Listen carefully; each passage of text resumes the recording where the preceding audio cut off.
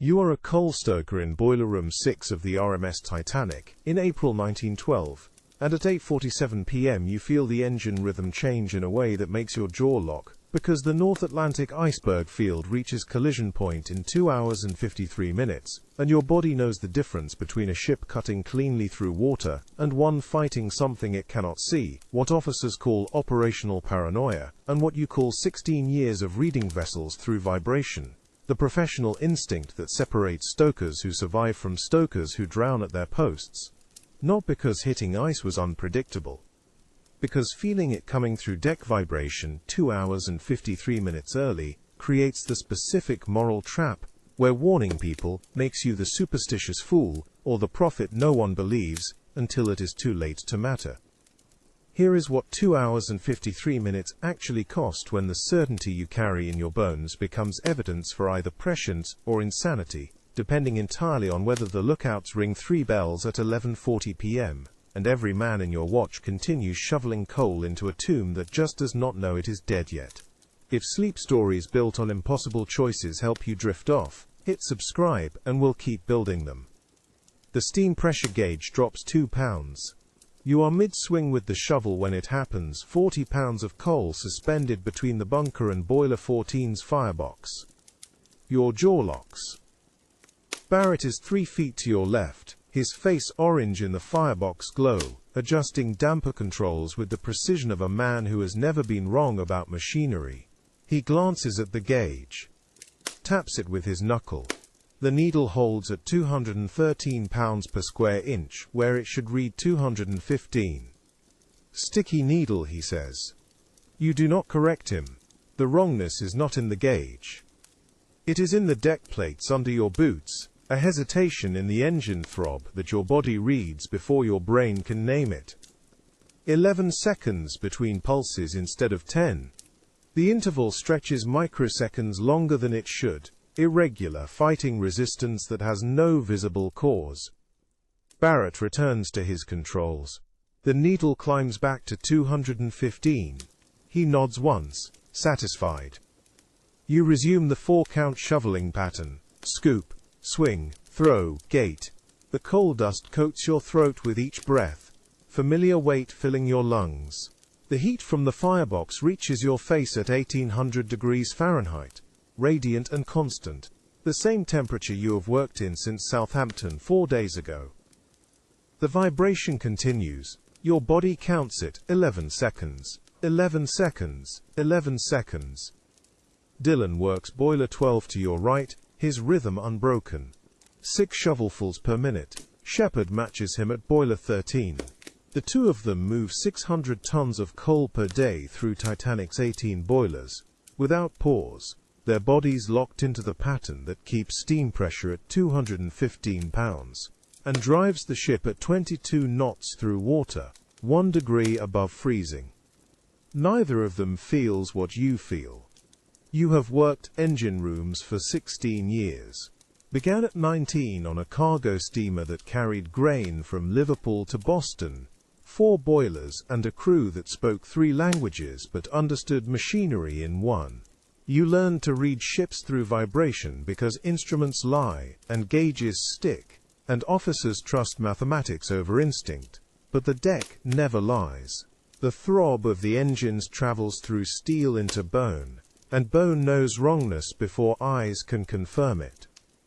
This vessel is fighting something massive and submerged, something the bridge cannot see.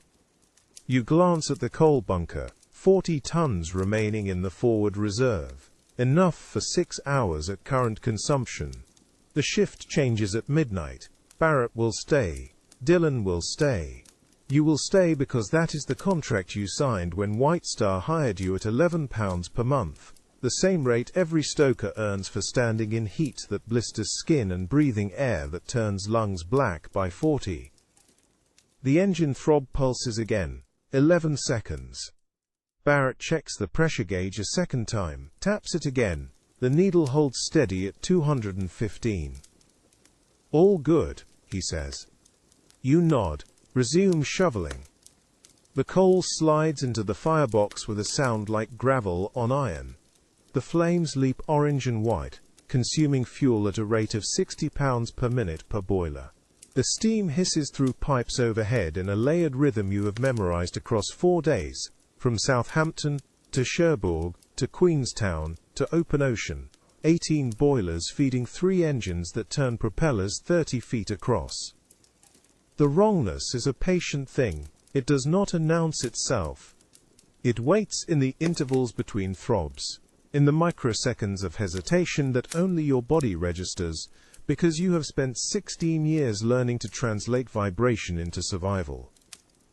You calculate 2 hours and 53 minutes until the mathematics of your certainty either vindicate you or destroy your reputation on every White Star vessel in the Atlantic. Barrett adjusts the damper on boiler 14. The flames settle to an even roar. You shovel coal, scoop, swing, throw, gate. The deck pulses under your boots. 11 seconds, 11 seconds, 11 seconds. Barrett stands at the gauge panel with his hand on the pressure valve, his movements carrying the certainty of a man who has never doubted a reading. The orange glow from boiler 14 reflects off the sweat on his face, turning skin the color of hot iron. He adjusts the valve a quarter turn clockwise. The needle holds at exactly 215 pounds per square inch. Steam's good, he says. You watch him work. Leading fireman Fred Barrett has 8 years on Titanic sister ships, Olympic and Britannic, before they launched this vessel in May 1911. He knows the boiler systems the way some men know scripture, can diagnose pressure loss by sound alone, treats machinery failure as personal insult. When the gauge reads 215, Barrett believes 215 because the gauge has never lied to him before. The wrongness pulses through the deck, 11 seconds between throbs. You count them silently while shoveling coal into boiler 14. Scoop, swing, throw, gate. The rhythm keeps your hands busy while your body reads the ship through bone-deep vibration. The hesitation is still there, microscopic but consistent, the engine fighting water resistance that should not exist in open ocean. Barrett does not feel it. Dylan works boiler 12 without pause, his shovel moving in the 6-count pattern that shifts 40 pounds of coal every 10 seconds. Thomas Patrick Dillon, 26, from Southampton, hired 3 months before launch. His face is black with coal dust, except where sweat cuts clean lines down his cheeks. He glances at you once, catches your expression, raises an eyebrow. You shake your head. Not worth explaining. Shepard maintains his rhythm at boiler 13, mechanical and steady. James Shepard, 31, from Liverpool, 10 years in merchant marine engine rooms before White Star hired him at the same £11 per month you all earn. He does not look up. His focus stays on the coal bunker to the firebox, to the coal bunker, the loop that consumes his attention for 12-hour shifts. The heat reaches your face in waves. 1800 degrees Fahrenheit at the firebox opening, dropping to 90 degrees 10 feet back where the coal bunkers hold their reserve. You work in the gradient between, your body adjusting to temperatures that would drop a man in 30 seconds if he arrived unprepared from the passenger decks above. Barrett taps the gauge again. The needle does not move. Pressure's holding perfect, he says. 14 through 18 all steady. You nod. Resuming shoveling. The steam hiss layers over the engine throb in a pattern you could reproduce from memory.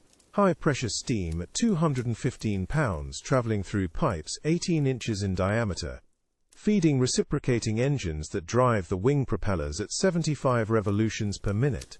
The sound is constant, familiar. The mechanical heartbeat of a ship designed to cross the Atlantic in 5 days at an average speed of 21 knots. The vibration contradicts everything the instruments say. Your jaw stays tight. The wrongness travels through the deck plates into your boots, up through your spine, settling in the place behind your sternum where certainty lives. You have felt this before on smaller vessels. The microsecond hesitation that announces mechanical failure, 3 minutes before gauges register it. The difference is that those ships had officers who listened when stokers spoke. Barrett adjusts the damper on boiler 15. His confidence is absolute.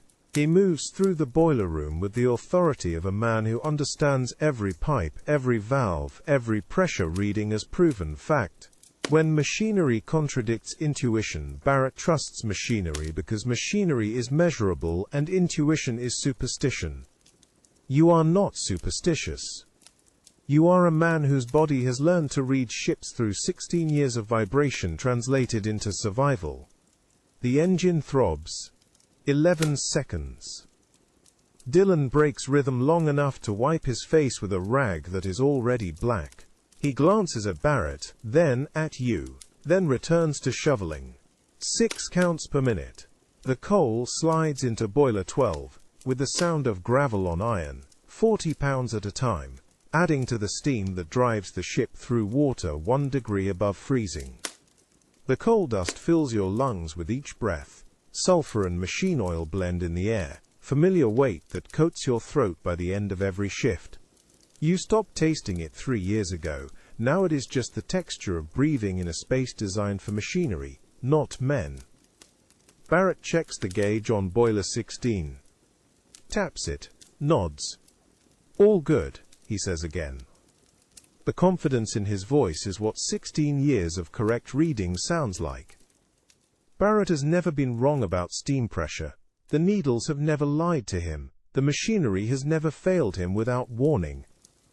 You shovel coal. The rhythm keeps your hands busy, while your certainty grows colder. Somewhere 200 miles north, the 400-foot berg drifts south at 0.4 knots, obedient only to current and temperature, closing the distance at a rate no White Star brochure accounts for. The steam hiss holds its layered pattern over the engine throb, high-pressure and low-pressure systems running in the mechanical harmony you have memorized across 4 days from Southampton. The sound should be consistent. The intervals between throbs should be 10 seconds, not 11. The wrongness stretches microseconds longer with each pulse, small enough that instruments do not register it, large enough that your body cannot ignore it.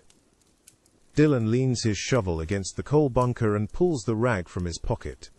He wipes his face, leaving clean streaks through the coal dust, then glances at the ceiling where passenger decks rise 7 stories above. Ship's unsinkable, he says so in the brochure. You do not respond. The passenger brochure is printed on heavy paper with gilt edges, distributed in first-class cabins, and framed in the smoking room.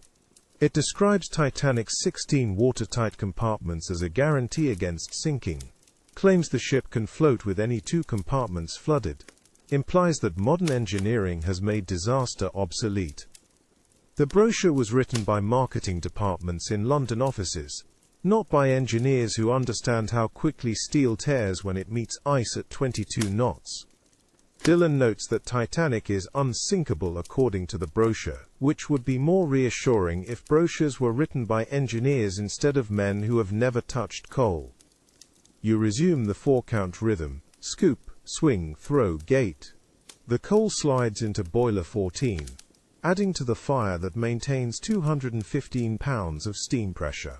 Each shovelful burns at 1800 degrees, consuming fuel at 60 pounds per minute, driving the reciprocating engines that turn propellers designed to move 46,000 tons of displacement through water. The arithmetic is clear. Titanic displaces 46,000 tons fully loaded. The hull is divided into 16 watertight compartments by 15 transverse bulkheads rising from keel to E-deck. The ship can float with any 2 compartments flooded, remain stable with 3 flooded, stay afloat for limited duration with 4 flooded. 5 compartments breached simultaneously means the bow sinks low enough that water spills over the bulkheads into the next compartment, then the next, a cascade that arithmetic cannot stop, because the bulkheads do not reach high enough. The brochure does not mention 5 compartments. You shovel coal while the vibration continues its patient wrongness under your boots. 11 seconds. 11 seconds. The engine fights resistance that has no visible cause. struggles against water pressure that should not exist in open ocean 400 miles south of Newfoundland. Barrett adjusts the damper on boiler 17. His movements are precise, untroubled. The steam pressure holds at 215 pounds per square inch across all 18 boilers, exactly where it should be for maintaining 22 knots through calm seas.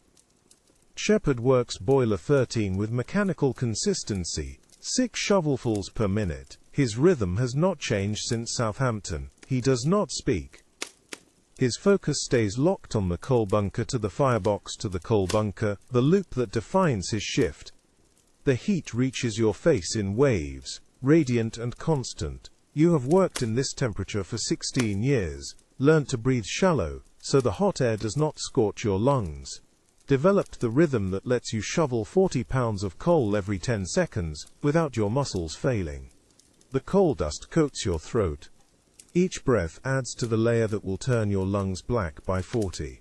The price every stoker pays for standing in spaces designed for combustion.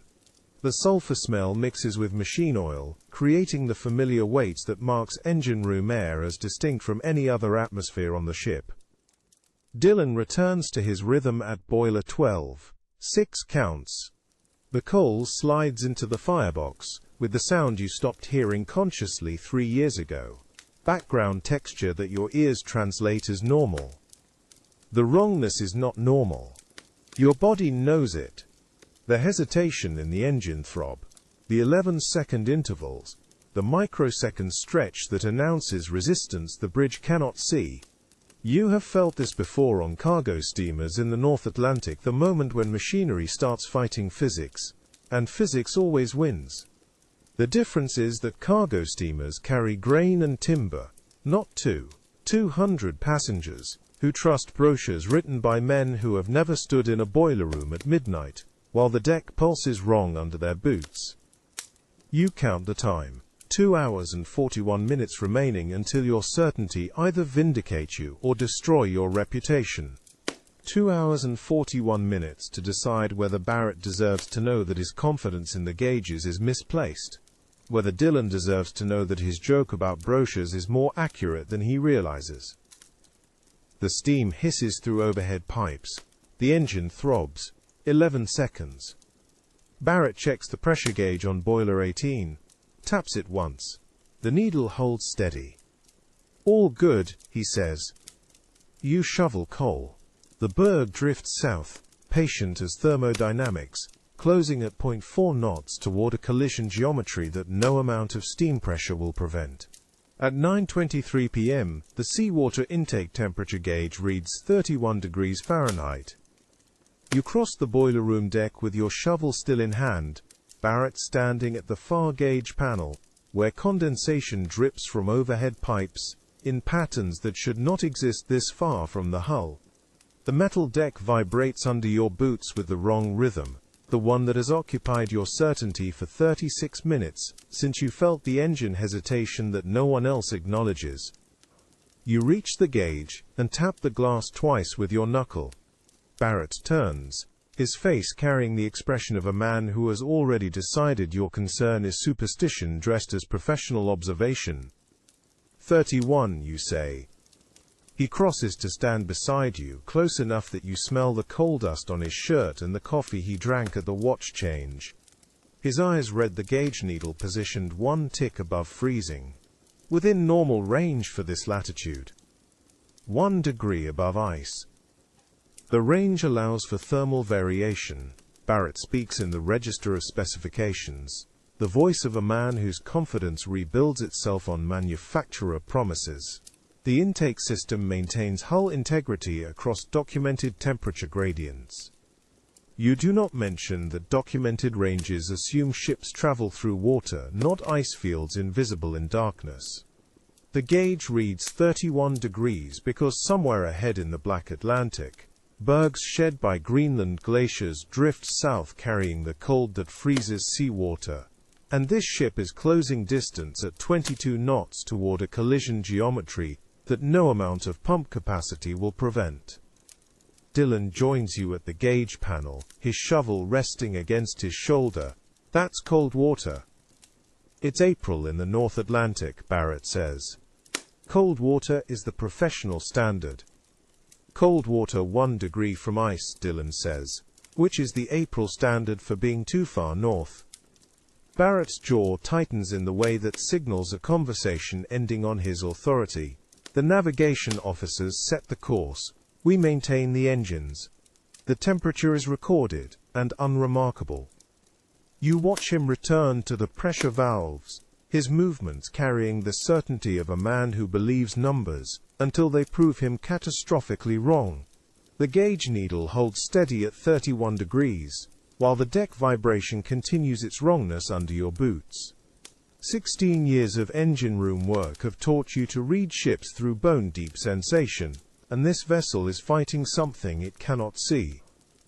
The firebox glow illuminates condensation forming on the iron walls in patterns that should not exist this far from the hull. Moisture beads and runs in vertical lines down metal that should be dry, droplets that suggest the ocean outside is colder than the air inside, temperature differential creating witness to what the gauge already confirmed. You return to your station and lift the shovel, coal dust coating your throat as you resume the 4-count rhythm that maintains steam pressure for 18 boilers. The mathematics sit clear in your mind. 31 degrees seawater, 400-foot bergs drifting south at 0.4 knots, one ship traveling at 22 knots through darkness that hides everything until impact geometry becomes inevitability. Barrett checks the pressure readings and records them in the log, his handwriting neat and untroubled. He believes the pumps can handle what the Atlantic might deliver, because the specifications promise 14,000 gallons per hour of water removal. You do not tell him that specifications are built on controlled testing, not the North Atlantic deciding to demonstrate its infinite supply. 31 degrees. 1 degree above freezing. The needle holds steady while 273 men in the engine and boiler departments continue their shifts, trusting that warning systems work, and officers see what 16 years of vibration reading tells you they cannot. At 10:07 p.m., you descend the iron ladder to the lower engine room, where the bilge pumps sit in their housings like mechanical promises, brass fittings gleaming under electric lights that cast shadows into corners, where condensation pools in quantities that were not present at the start of your shift. The air down here is 10 degrees cooler than the boiler deck, cold enough that your breath makes vapor clouds when you exhale. Frederick Barrett follows you down, his boots ringing on the ladder rungs. He has spent the last 40 minutes insisting the pumps can handle anything the hull might take on, his certainty built on manufacturer specifications that promise capacity no one has tested against actual catastrophe. You reach the pump housing and place your palm against the brass casing. The metal is cold, far colder than machinery under steady operation should feel. Temperature's dropping, you say. Barrett checks the intake valve pressure. The pumps are rated for 14,000 gallons per hour combined capacity. Each unit operates independently, with redundant drive systems. Against normal leakage. Against hull compromise up to 2-compartment flooding. He pulls the specification sheet from his jacket pocket, the paper folded and refolded, until the creases have worn through in places. Tested at Harland and Wolff, under controlled conditions. You look at the numbers printed in neat columns, flow rates, pressure tolerances, maximum intake volume. Barrett insists the pumps can handle anything. You do not mention that the Atlantic Ocean has never read the pump specifications and likely does not care. The nearest pump housing vibrates with the engine rhythm, a steady pulse that travels through the deck plates and into your boots. Chief Engineer Joseph Bell arrives at the base of the ladder, his clipboard in hand, and his expression carrying the weight of a man who has commanded engine rooms for 32 years. He crosses to the pump housing and places his hand beside yours on the cold brass. Seawater intake reads 31 degrees, you say. Bell nods once, his face showing no surprise. The officers have been notified of ice warnings throughout the afternoon watch. 7 separate messages received by wireless. And the ship maintains 22 knots. The ship maintains the speed ordered by the bridge. Bell's voice carries no judgment, only the flat statement of chain of command. We maintain the engines that deliver that speed. Barrett shifts his weight, the specification sheet still in his hand. The pumps can handle 2-compartment flooding. The hull is designed with 16 watertight compartments.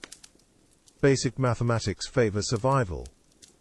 Bell looks at him with the patience of a man who has watched younger engineers discover that mathematics on paper and mathematics in cold Atlantic water occupy different universes.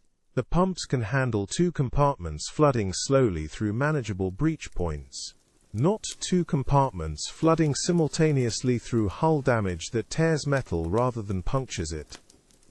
You watch Barrett's certainty falter for 3 seconds before rebuilding itself on the foundation of what he needs to believe. The specification sheet returns to his pocket. The pump housings continue their steady vibration. The temperature keeps dropping in air that tastes of salt and iron. Thomas Patrick Dillon descends the ladder with his toolbox, the metal case scraping against the rungs. He crosses to the auxiliary pump and checks the drive coupling, his hands moving with the precision of a man who trusts machinery more than words. Condensation's forming on the hull plates, he says. Saw it in boiler room 6. Water beading on iron like morning dew, except it's 10:30 at night and we're inside a ship. External temperature meeting internal humidity, Barrett says. Basic thermodynamics. Basic thermodynamics in water 1 degree above freezing. Dillon tightens a coupling bolt, which puts ice somewhere ahead in the dark. Bell checks his pocket watch, the brass case catching the electric light. The bridge has the ice warnings. The lookouts have been notified. The forward watch maintains visibility protocols. You do not mention that visibility protocols assume lookouts can see objects before collision geometry becomes inevitable. At 22 knots, this ship covers 37 feet per second. A berg spotted at 500 yards leaves 13 seconds between sight and impact. 13 seconds for orders to travel from crow's nest to bridge to engine room. 13 seconds for engines designed to push, not stop. The pump housings sit cold and ready, their brass fittings gleaming with condensation that should not exist this deep in the ship. Barrett returns to the upper deck, his confidence intact.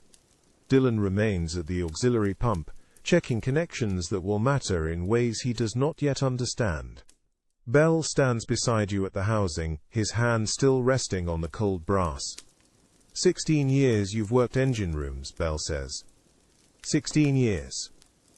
Then you know what a ship feels like when it's traveling through water that should stop it. You nod once. The pump housings vibrate. The condensation beads and runs down iron walls. Somewhere ahead in the darkness a berg drifts south at 0.4 knots. And this ship closes at 22 knots. And the mathematics care nothing for pump specifications or manufacturer promises. At 10:41 p.m., you climb back to the boiler room deck, where the fireboxes glow like 18 small suns arranged in rows that stretch the length of the compartment. The heat meets you at the top of the ladder, coal fire warmth that should drive away the cold from the lower engine room but somehow fails to reach your bones. Your shovel waits at your station, leaning against the bulkhead where you left it. The coal bunker needs refilling. You cross to the storage bay, where the black anthracite sits in mountains that will feed these boilers until either New York Harbor or the Atlantic Ocean ends the voyage. Your shovel bites into the coal, the weight of it familiar in your hands after 16 years of this exact motion. You load the barrow with methodical precision, each shovelful adding to the pile that will maintain the steam pressure that drives the reciprocating engines that turn the propellers that push this ship forward at 22 knots through water that is 1 degree above freezing. The forward watch in Boiler Room 6 will see it first if anything comes. They stand closest to the bow, manning the fireboxes that feed the steam pipes that supply the forward engine group. You know their names. James Threlfall, Arthur Priest, Thomas Ranger. Men who trust that warnings travel faster than consequences. Barrett appears at the coal bunker entrance, his jacket showing fresh coal dust from the upper galleries. Bridge confirms course holding steady. No speed reduction ordered. You lift another shovelful. Ice warnings? 7 messages received since afternoon watch. Standard precautionary notices for this latitude in April. His voice carries the tone of a man reciting information that concerns navigation officers, not engine room crew. The coal slides from your shovel into the barrow with a sound like distant rain. And the lookouts? Maintaining standard watch protocols. Fleet and Lee in the crow's nest. Rotation schedule unchanged. You push the loaded barrow toward your station, the wheels squeaking on deck plates, still vibrating with the wrong rhythm. The fireboxes glow steady and hot, fed by coal that comes from bunkers that hold enough fuel to reach New York with surplus. Mathematical certainty built on assumptions that the voyage continues. Dylan works at the adjacent firebox, his shovel maintaining the 4-count rhythm that keeps steam pressure stable. He does not look up as you pass, but his shoulders carry tension that was not present at the start of the watch. 16 years of engine room work teaches you to read men as clearly as machinery. You open your firebox door and begin feeding coal into the white-hot interior, each shovelful positioned for optimal combustion. The heat washes over your face and arms, fierce enough to drive sweat, despite the cold that seeps from somewhere ahead in the darkness. The ship vibrates under your boots. The condensation still beads on iron walls 30 feet below. The temperature gauge still reads 31 degrees. And somewhere ahead, invisible in the night, the berg continues its south drift at 0.4 knots, while this vessel closes at 22 knots, and the forward watch in Boiler Room 6 trusts that someone on the bridge sees what needs seeing. The coal dust coats your throat as you maintain the rhythm, each shovelful adding to the steam that drives the speed that closes the distance that will matter in ways the mathematics already know. At 10:47 p.m., a steward descends from the first-class accommodation deck with complaints about vibration disturbing passengers in their staterooms. The man stands at the boiler room entrance holding a written list, his white jacket spotless, his expression suggesting this is a matter of grave professional importance.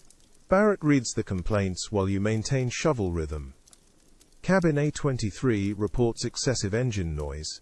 Cabin B16 notes unusual trembling in the water glasses. Cabin C8 requests immediate attention to mechanical disturbance interfering with sleep. Adjust the damper settings on boilers 4 and 6, Barrett says to you. Reduce the steam hiss. You set down your shovel. The damper adjustments will lower the exhaust pressure, just enough to quiet the sound that travels through the hull plating into the expensive silence 4 decks above. It does nothing to address the wrongness in the engine rhythm. It satisfies passengers who believe comfort equals safety. The dampers on boiler 4 turn with mechanical precision. You reduce the opening by 2 degrees, feel the pressure shift through the valve wheel under your palm. The hiss drops in pitch, not volume. Boiler 6 requires 3 degrees before the sound changes to something that might not wake a man sleeping in silk sheets above a carpet, thick enough to muffle footsteps. That should address their concerns, Barrett tells the steward. The steward makes a notation on his list, and departs up the ladder with the careful climb of a man who has never worked below the waterline. First-class passengers complain about the noise from the engine room.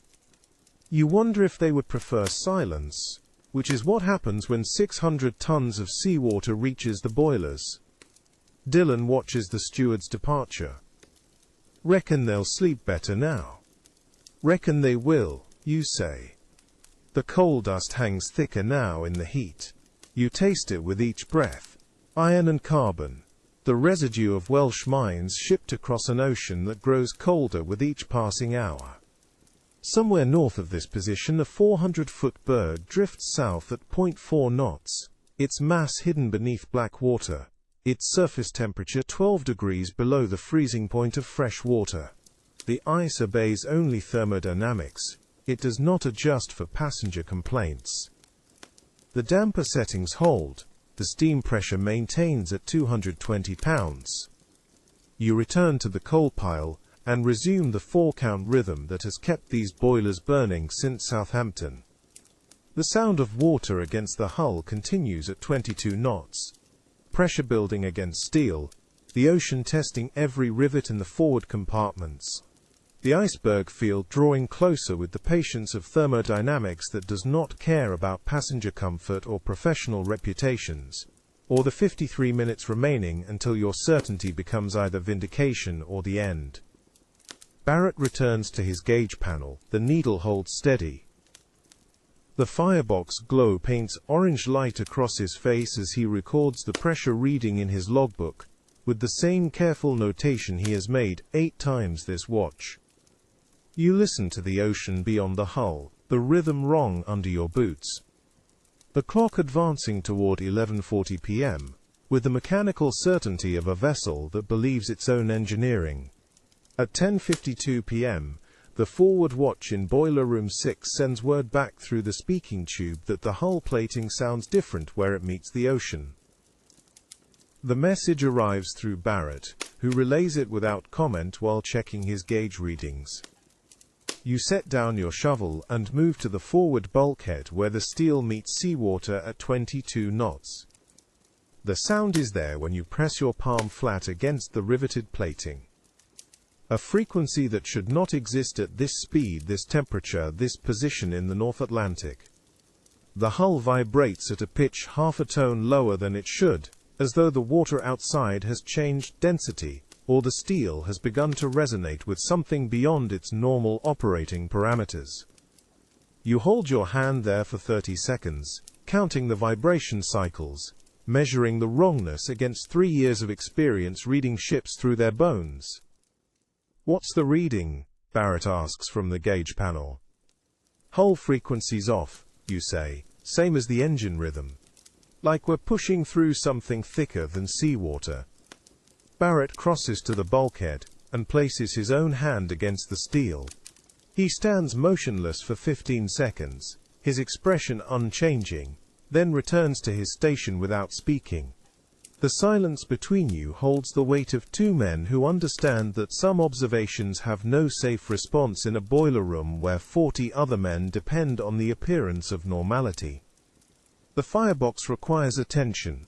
You return to the coal pile, where Dylan maintains the 4-count rhythm, his shovel moving with the mechanical precision of a man who has burned coal in a dozen ships, and knows that doubt is more dangerous than flame. The new Stokers follow his pattern, their movements synchronized now, their earlier confusion replaced by the muscle memory of survival. Chief Engineer Joseph Bell descends the ladder at 10:58 p.m. He carries no clipboard, no logbook, no official reason for inspection. He moves through the boiler room with the careful attention of a man reading disaster in the small deviations that passengers never notice. He stops at the forward bulkhead where you stood 6 minutes earlier and presses his hand against the steel in the exact position you used. 40 seconds. He holds the contact for 40 seconds, his palm flat against riveted plating, his head tilted, as though listening to something beyond the range of normal hearing. Then he straightens, wipes coal dust from his hand onto his coveralls, and crosses to where you stand at the coal pile. "The hull frequency," Bell says quietly. "How long has it been wrong?" "Since 9:30 p.m., you tell him, started subtle, getting stronger." Bell nods once.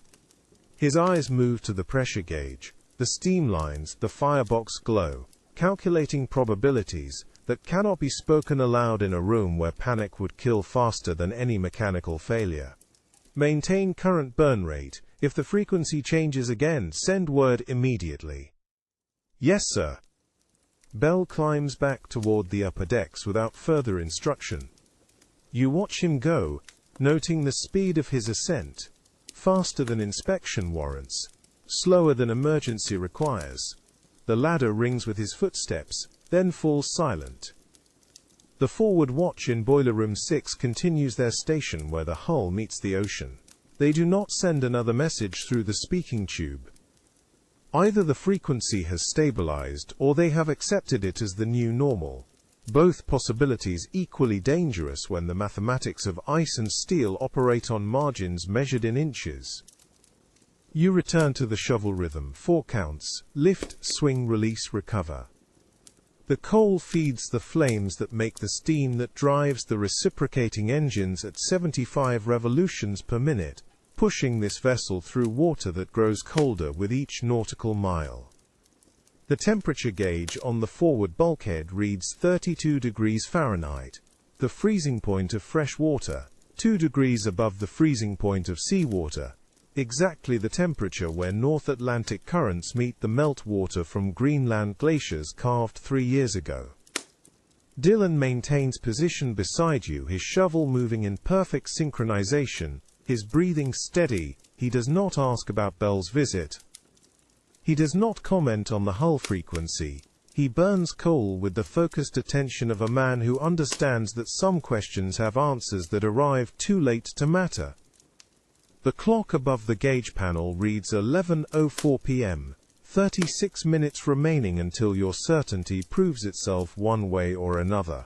The ocean presses against the hull, with the infinite patience of water that has dissolved mountains, and will eventually dissolve steel.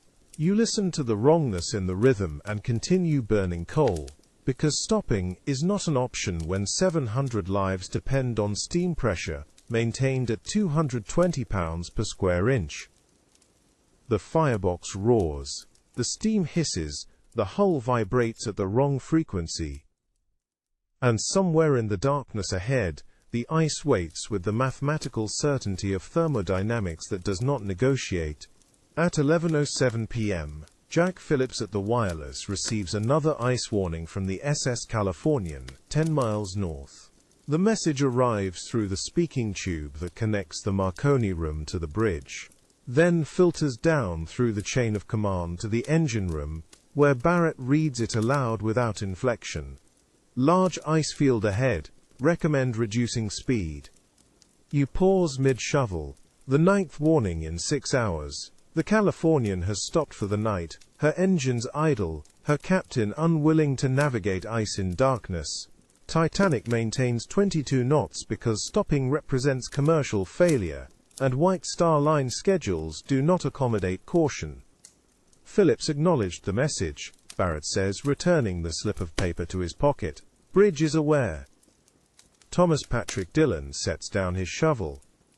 They planning to do anything about it? Maintain course and speed, Barrett tells him. Captain's orders. The wireless message joins 8 others in the catalogue of warnings that change nothing. You resume the 4-count rhythm, because burning coal is the only response available to a junior engineer whose certainty carries no weight against a captain's reputation. The shovel moves through the pile with mechanical precision. Lift, swing, release, recover.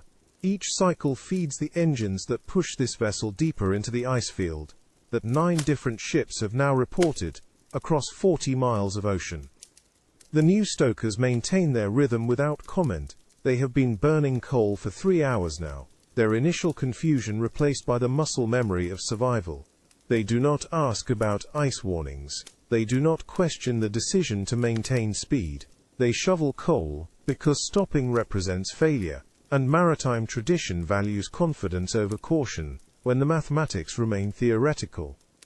Dillon observes that drowning in a boiler room is at least warm work. He has clearly never drowned before.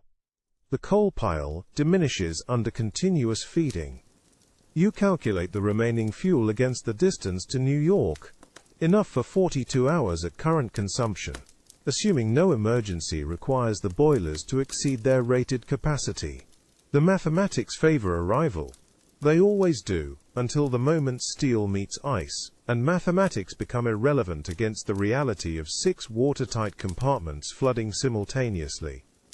The 710 passengers who survive will do so because you stayed at your station, maintaining steam pressure while seawater rose past your knees, your waist, your chest. You do not know this yet. You know only that the rhythm feels wrong under your boots, and the wireless warnings continue arriving from ships that have chosen caution over schedule. Barrett records the Californian's message in his logbook, with the same careful notation he has made for every warning received this watch. The page fills with ice positions, coordinates that form a pattern 40 miles wide, blocking the direct route to New York, requiring either a southern detour or maintain speed through darkness. White Star Line has chosen speed. The bridge has acknowledged warnings. The engines continue at 75 revolutions per minute, because confidence in engineering outweighs respect for thermodynamics. You listen to the hull frequency. Still wrong. Still getting worse. The vibration travels through the steel plating into the deck plates under your boots, a rhythm half a tone lower than it should be, as though the ocean ahead has changed composition, or the ship has begun resonating with something beyond normal operating parameters. The firebox requires constant feeding. You work the shovel with the focused attention of a man who understands that panic kills faster than ice, that maintaining routine is the only defense against the certainty building in your chest. 4 counts. Lift, swing, release, recover. The coal burns at 1,800 degrees Fahrenheit, converting Welsh carbon into the steam that drives reciprocating engines designed to be unsinkable by men who have never watched 600 tons of seawater flood a boiler room in 8 minutes. Dylan maintains position beside you. His breathing stays steady. His shovel moves in perfect synchronization with yours. He does not mention the wireless message or the hull frequency, or the 33 minutes remaining until 11:40 p.m. He burns coal, because stopping is not an option, and trust in engineering is the foundation of survival at sea. The forward watch in Boiler Room 6 continues their station in silence. No further messages arrive through the speaking tube. Either the hull frequency has stabilized or they have accepted it as normal. Both possibilities equally dangerous when the ice field ahead spans 40 miles, and every ship except Titanic has chosen to stop for the night. You shovel coal. The rhythm continues.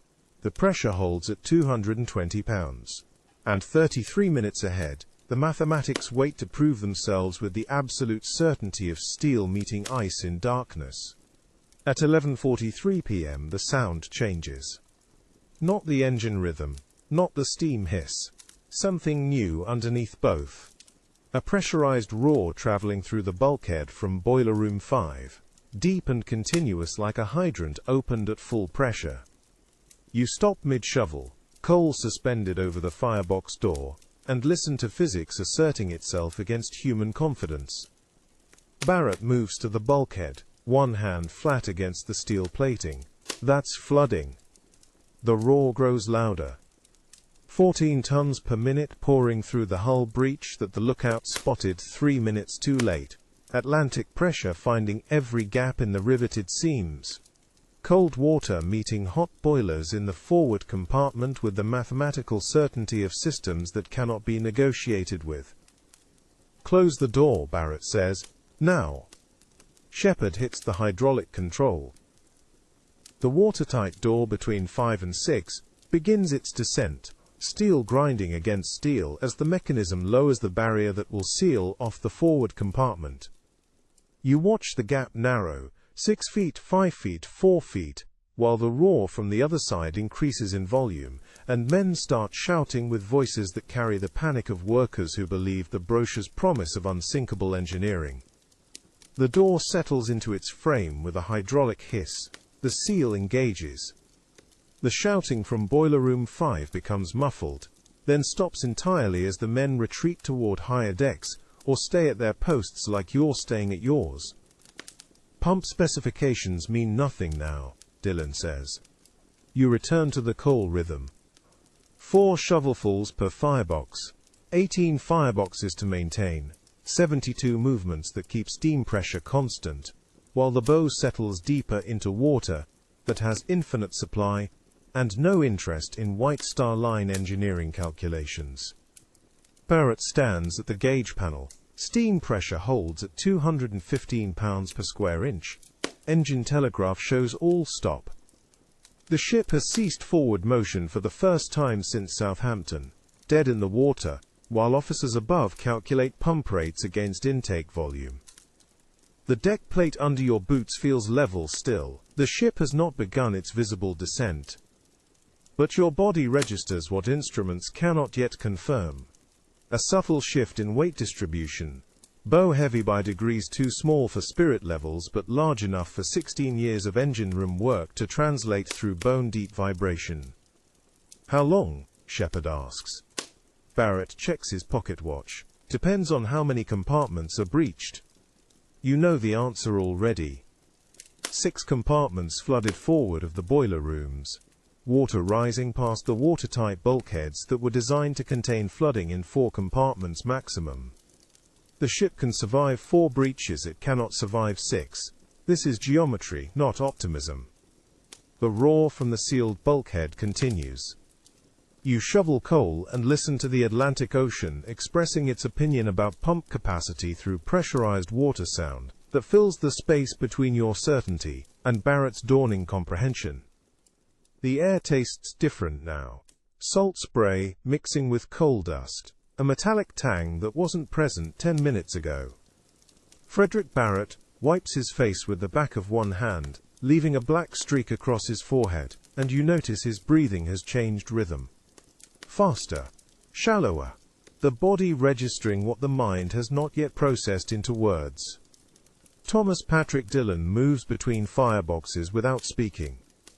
His silence carries more weight than Barrett's calculations. 16 years in engine rooms teaches a man to distinguish between mechanical failure and catastrophic event. This is the second category. At 11:51 p.m., you notice the first seepage under the door.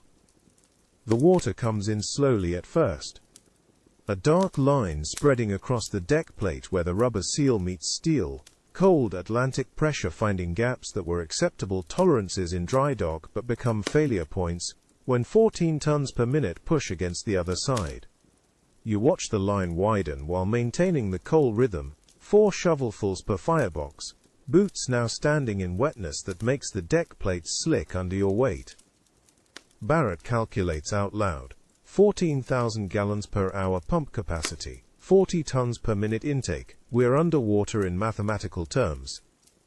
The officers calculate pump rates against water intake as if the ocean is interested in mathematics instead of pressure and gravity. Dillon shovels without looking down. Pumps are a professional courtesy at this point. You feel the bows settling through your boots. Not a sudden lurch, but a gradual shift in deck angle, 1 degree of incline that your body registers before instruments confirm it. The ship is going down by the head, slowly enough that passengers in first class might not notice yet, but certainly enough that coal dust mixed with water now forms black sludge around your boots. Keep steam up, Barrett says, wireless needs power. So you shovel. Boiler 14 maintains pressure while water seeps past ankle depth. The 4-count pattern continues, because Jack Phillips at the wireless is sending distress signals that might bring ships close enough to matter, and those signals require steam-driven electricity that depends on stokers who stay at their posts, even when the posts are flooding. The engine telegraph remains at all stop. The propellers are stationary. The ship has become a floating boiler room with no destination except down, and your job has transformed from propulsion to communication. Keeping generators running long enough for CQD signals to reach ships, whose captains might believe that the unsinkable vessel is actually sinking. How many watertight compartments? Shepard asks. 6 breached, Barrett says. Ship can survive 4. The arithmetic is clear. 2 compartments past survivable means 2 hours and 40 minutes until final sinking. You have that duration to maintain steam pressure, while water rises past your shins and the deck angle increases by degrees that spirit levels will soon confirm. You check the firebox through the observation port. Orange glows steady, coal feed adequate, Temperature gauge holding. The machinery functions correctly, even as the vessel it powers begins drowning from the bow backward, through 6 compartments that physics predicted would fail exactly this way, if the hull ever struck an iceberg at 22 knots. Through the ventilation shaft overhead you hear voices, passengers asking stewards what the stopping means, officers giving reassurances that sound hollow, even filtered through steel grating, and 60 feet of vertical distance. Chief Engineer Joseph Bell will be in the control room now, watching the same pressure gauges you're watching, making the same calculation about how long the generators can run before water reaches the fireboxes. The forward watch in Boiler Room 6, that's you, Barrett, Dylan, Shepard and 3 others whose names you know but whose faces are obscured by coal dust and shadow, maintains rhythm while the bow settles another half degree. The 710 passengers who survive will survive because you stayed. This fact will matter in ways you cannot measure with pressure gauges or pocket watches.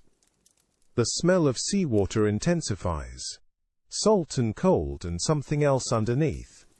Machine oil from the flooded forward compartments, mixing with Atlantic water, creating a chemical signature that marks the boundary between operational and catastrophic. Barrett's hand shakes slightly as he records the time in the logbook. 12:03 a.m. Not fear. Just the body processing information faster than consciousness can frame it into coherent thought. At 12:07 a.m. you hear the pump change pitch. The sound shifts from steady rhythm to stuttering whine. You stop shoveling and listen to the forward pump cavitate, air mixing with water in the intake line, the machinery trying to move liquid that has become foam. The pump motor continues running at full speed while moving nothing, electricity converted to heat and noise instead of water displacement. Intake screens blocked, Barrett says. Shepard moves toward the pump housing, boots splashing through water that now reaches mid-calf depth. He opens the access panel and reaches into the intake chamber, pulling out debris. Coal dust, fabric scraps, wood fragments sucked into the system when flooding began. He clears the screen and closes the panel. The pump catches again. Whine becomes rhythm. Water moves through the discharge pipe at 14,000 gallons per hour. A rate that means nothing against 40 tons per minute, pouring through hull breaches forward of your position. You return to coal. Boiler 14 requires constant feed. Steam pressure must hold at 215 pounds per square inch, or the generators fail, and the wireless goes silent, and the distress signals stop reaching ships that might arrive in time to matter. The deck angle increases. You feel it through your boots. 2 degrees now, maybe 3. The bow settling deeper, while stern rises imperceptibly, the ship's geometry transforming from level to inclined as water fills compartments that were never designed to flood simultaneously. Barrett watches the pressure gauges. Maintains steam. Everything else is secondary. So you shovel while listening to machinery perform its function in a context where function no longer prevents the outcome. The pump moves water. The boilers make steam. The generators supply electricity. Every system operates within specifications while the vessel they serve descends toward 2,000 fathoms of Atlantic Ocean that has been waiting for 3 years to reclaim the iceberg's work. The water reaches your knees. Cold Atlantic seawater mixing with coal sludge, black liquid that makes every step deliberate and every shovelful harder, because your boots now move through resistance that was never part of the original engineering calculations. You maintain the rhythm. 4 shovelfuls per firebox, 18 fireboxes active, 72 movements that keep Phillips sending signals, while 273 men in the engine and boiler departments make the same calculation you're making, whether to abandon posts or stay until steam pressure becomes more valuable than personal survival. The temperature drops. Not just the water, the air itself cooling as the hull breach allows North Atlantic cold to seep through steel plating that was never meant to insulate against sustained ocean contact. Your breath becomes visible in the space between fireboxes. white vapor mixing with coal smoke in a way that makes the dimensions of Boiler Room 6 harder to pass. Dylan glances at the watertight door. The seepage underneath has become a steady flow now, black water spreading across deck plates in a pattern that follows the ship's increasing bow-down angle. How much time? Barrett doesn't check his watch. 2 hours, maybe less. The iceberg that tore through 6 compartments is drifting south at 0.4 knots, already 8 miles astern, obeying thermodynamics and ocean currents, with the same indifference it demonstrated when it opened Titanic's hull like a letter opener through envelope paper. The pump whines again. This time Shepard cannot clear it. The intake screen clogs faster than he can work, debris-choked water overwhelming the system's capacity to separate solid from liquid. Barrett watches the pump die and says nothing. There is nothing to say. The calculation was always against survival. The pump was always temporary. The only question remaining is how long steam pressure holds before water reaches the fireboxes and turns 18 small suns into cold iron. You shovel coal and wait for the answer. The water rises past Barrett's knees as he moves through the flooded boiler room at 12:23 a.m., his right hand braced against the bulkhead for balance. The deck angle has increased to 3 degrees bow down. Subtle enough that most passengers would not notice, but extreme enough that every movement requires compensation. He stops at your firebox where you maintain the 4-count shovel rhythm with legs submerged to mid-calf, orange glow reflecting on dark water that moves with the ship's slow pitch. The vibration, he says, you called it at 8:47. You do not stop shoveling. The steam pressure gauge holds at 195 pounds per square inch, enough to power the wireless room 4 decks above, where Jack Phillips transmits distress signals into darkness. I did. You were right. Barrett's face in the firebox light shows the expression of a man who has spent 16 years trusting engineering specifications and discovering they meant nothing when hull plates met ice at 22 knots. Not shame. Recognition. The specific look of someone who bet professional certainty against physics, and learned which one wins. Barrett admits you were right about the vibration. You do not feel vindicated. Vindication requires a future. The water continues rising at 14 tons per minute through the breach in Boiler Room 6, patient and methodical, filling the lowest compartments first according to principles that do not care about pump specifications or watertight door ratings. The temperature gauge reads 28 degrees Fahrenheit. Your legs below the knee have stopped registering distinct sensation, replaced by the dull ache that precedes frostbite. Non-essential personnel to the boat deck, Barrett says. Chief Engineer's orders. And essential personnel? Stay until the wireless stops transmitting. Dylan moves through the water carrying a coal bucket, his gait adjusted for the deck angle and the drag of flooding. How long does Phillips need? 40 minutes, Barrett says. Maybe 50. To reach who? Carpathia. 58 miles southeast. She's coming at maximum speed. The mathematics present themselves without invitation. 58 miles at 14 knots equals 4 hours and 8 minutes. The Titanic's bow settles deeper with each minute, the stern rising incrementally as water fills the forward compartments. The ship will sink completely in approximately 2 hours and 40 minutes, assuming the rate of flooding remains constant, which it will not, because once the water reaches E-deck, the open gangways will accelerate the process. The Carpathia will arrive 2 hours after the Titanic goes under. You shovel coal and do not say this out loud, because Barrett has already calculated the same numbers and chosen to stay anyway. Professional competence means understanding what the mathematics require and doing the work regardless. The lifeboats, you say. Launching now. Women and children first. How many seats? 178, maybe less if they don't fill them properly. 224 passengers and crew. 178 lifeboat seats. The subtraction takes no time at all. Over 1,000 people will enter water that kills through hypothermia in 15 to 30 minutes, depending on body mass and clothing. The wireless transmission that guides rescue ships to the correct coordinates becomes the difference between finding bodies and finding survivors in boats. Dylan drops his coal bucket and reaches for the shovel. Right then, essential personnel reporting for essential duties. The three of you work in the flooding boiler room with water past your waists now. The 4-count rhythm continuing, because steam pressure must hold at 195 pounds per square inch for another 40 minutes minimum. The firebox roars. The water rises. Above you, 4 decks up, the wireless transmitter clicks out CQD and SOS, each letter powered by coal you are burning, while standing in water 1 degree above freezing.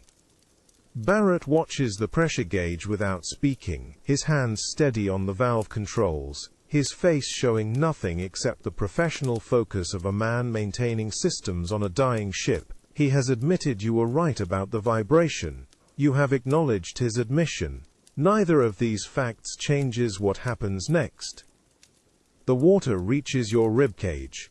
Your breathing adjusts automatically to the pressure of cold against your chest, shallow and controlled.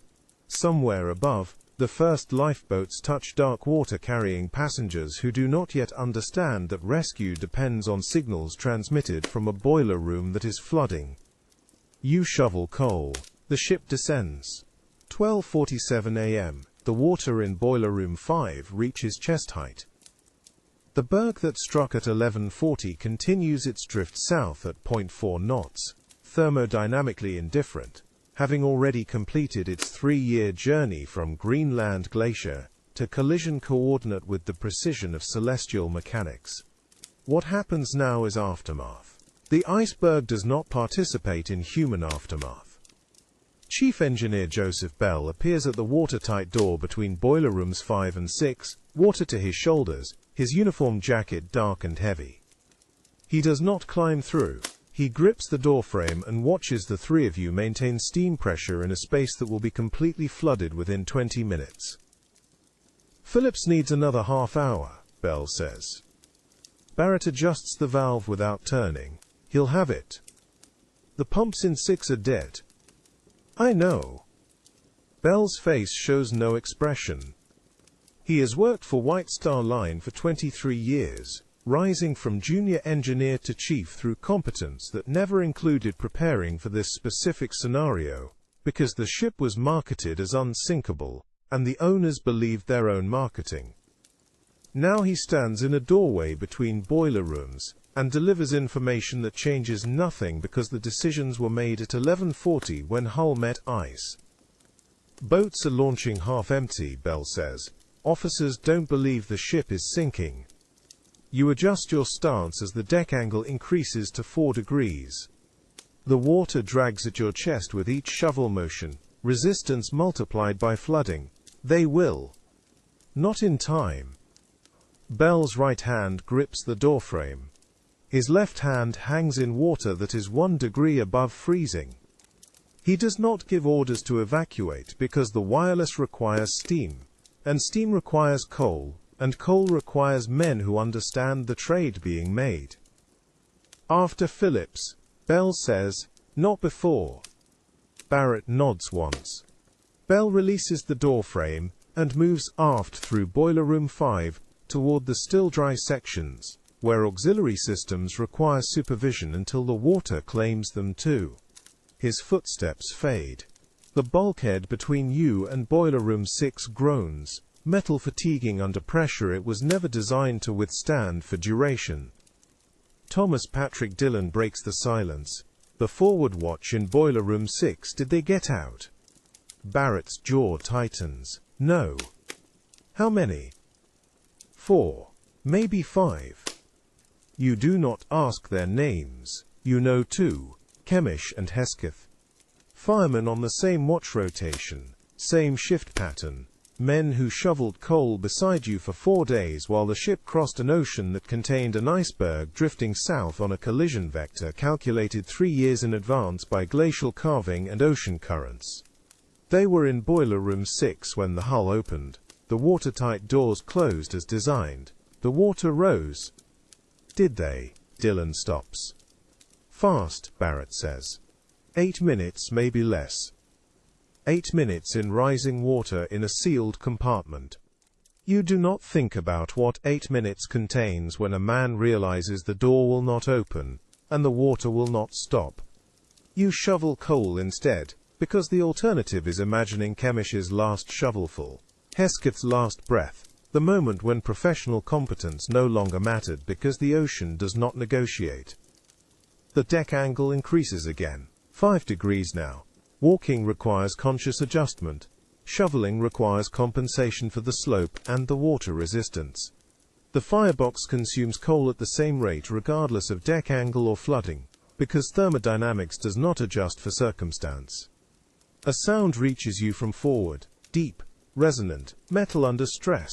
The bulkhead between boiler rooms 5 and 6 flexing, not failing yet, announcing intention. How long for that? Dylan asks. Barrett checks his pocket watch, the crystal fogged with condensation. 20 minutes, maybe 30. And Phillips needs 25. The arithmetic is tight but functional. The wireless will transmit until the bulkhead fails or the water reaches the dynamos. Whichever happens first. You shovel coal, and do not ask what happens to essential personnel when the wireless no longer requires steam because you already know the answer. Barrett knows. Dylan knows. The question has been answered by staying. Above you distantly, a sound filters through 4 decks. Music. Ragtime. The orchestra playing on the boat deck while passengers in evening dress wait for lifeboats they believe are precautionary. The melody is cheerful and rhythmic, designed for dancing, utterly disconnected from the flooding boiler room, where 3 men maintain steam pressure in water that has reached their collarbones. You adjust your grip on the shovel. The coal is wet now, harder to ignite, requiring more material per shovel to maintain temperature. The pile beside the firebox diminishes. You do not calculate how much remains because it does not matter. There is enough coal for 25 minutes. After that, the question becomes irrelevant. Barrett watches the pressure gauge, his breathing shallow and controlled, his hands on the valve controls making micro-adjustments that keep the needle steady at 195 pounds per square inch. The water reaches his chin. He tilts his head back to keep his mouth clear. He does not leave his post. Dylan shovels beside you, his rhythm matching yours, the 4-count pattern maintained in water that climbs toward your jaw. His face shows concentration, not fear. Professional focus that continues because the task is not finished. The bulkhead groans again, louder, metal fatigue accelerating. You shovel coal. The water rises. 4 decks above, Jack Phillips transmits coordinates into darkness. Each letter a current powered by steam. Each steam molecule created by heat. Each heat unit generated by coal burning in a firebox tended by men the iceberg never considered, because icebergs do not consider. The wireless clicks on. The ocean continues. The ship descends. 1:10 a.m. The water in boiler room 5 reaches your lower lip. You tilt your head back to breathe, the shovel rhythm unbroken, coal feeding the firebox that generates steam that powers the dynamos that electrify the wireless that transmits coordinates that guide Carpathia toward the place where Titanic will not be. Barrett's face is angled toward the ceiling, only his nose and mouth clear of water. His hands remain on the valve controls. The pressure gauge holds at 192 pounds per square inch. Close enough. Phillips will not know the difference. The bulkhead between boiler rooms 5 and 6 shrieks. Metal tearing. Not catastrophic failure yet, but the announcement that catastrophic failure is coming within minutes. The ocean does not wait for convenient timing. A figure appears at the aft watertight door. Jack Phillips himself, soaked to the waist, his face showing the particular exhaustion of a man who has transmitted desperate messages for 90 minutes, knowing the mathematics do not favor rescue. He grips the doorframe and stares at the three of you maintaining steam pressure in a room that is 45 seconds from complete flooding. "The Carpathia acknowledged," Philip says. "She has our position." Barrett nods without looking away from the gauge. "Then you're done." "So are you." Chief Engineer's orders. "Out. Now." You place the shovel against the bulkhead and move toward the door, water resistance slowing each step, the deck angle requiring constant balance adjustment. Dylan follows. Barrett releases the valve controls and pushes through water that is now above his mouth, his head fully tilted back, breathing through his nose. Phillips reaches down and pulls Barrett through the doorway into Boiler Room 4, which contains only 3 feet of water. The difference in depth is shocking. You can stand upright. You can breathe without tilting your head. You can see the firebox instead of sensing it by glow. Behind you, the water in Boiler Room 5 reaches the ceiling. The firebox hisses and dies as water claims it, steam pressure falling, the dynamos winding down, electrical systems fading. The wireless room goes dark. Phillips has transmitted his last message at 1:12 a.m. The Carpathia knows where to look for survivors.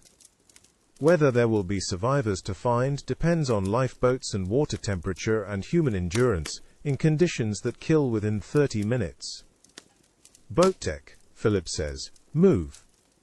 The 4 of you climb the metal stairway from Boiler Room 4 toward E-deck, each step fighting the deck angle that has increased to 7 degrees bow down.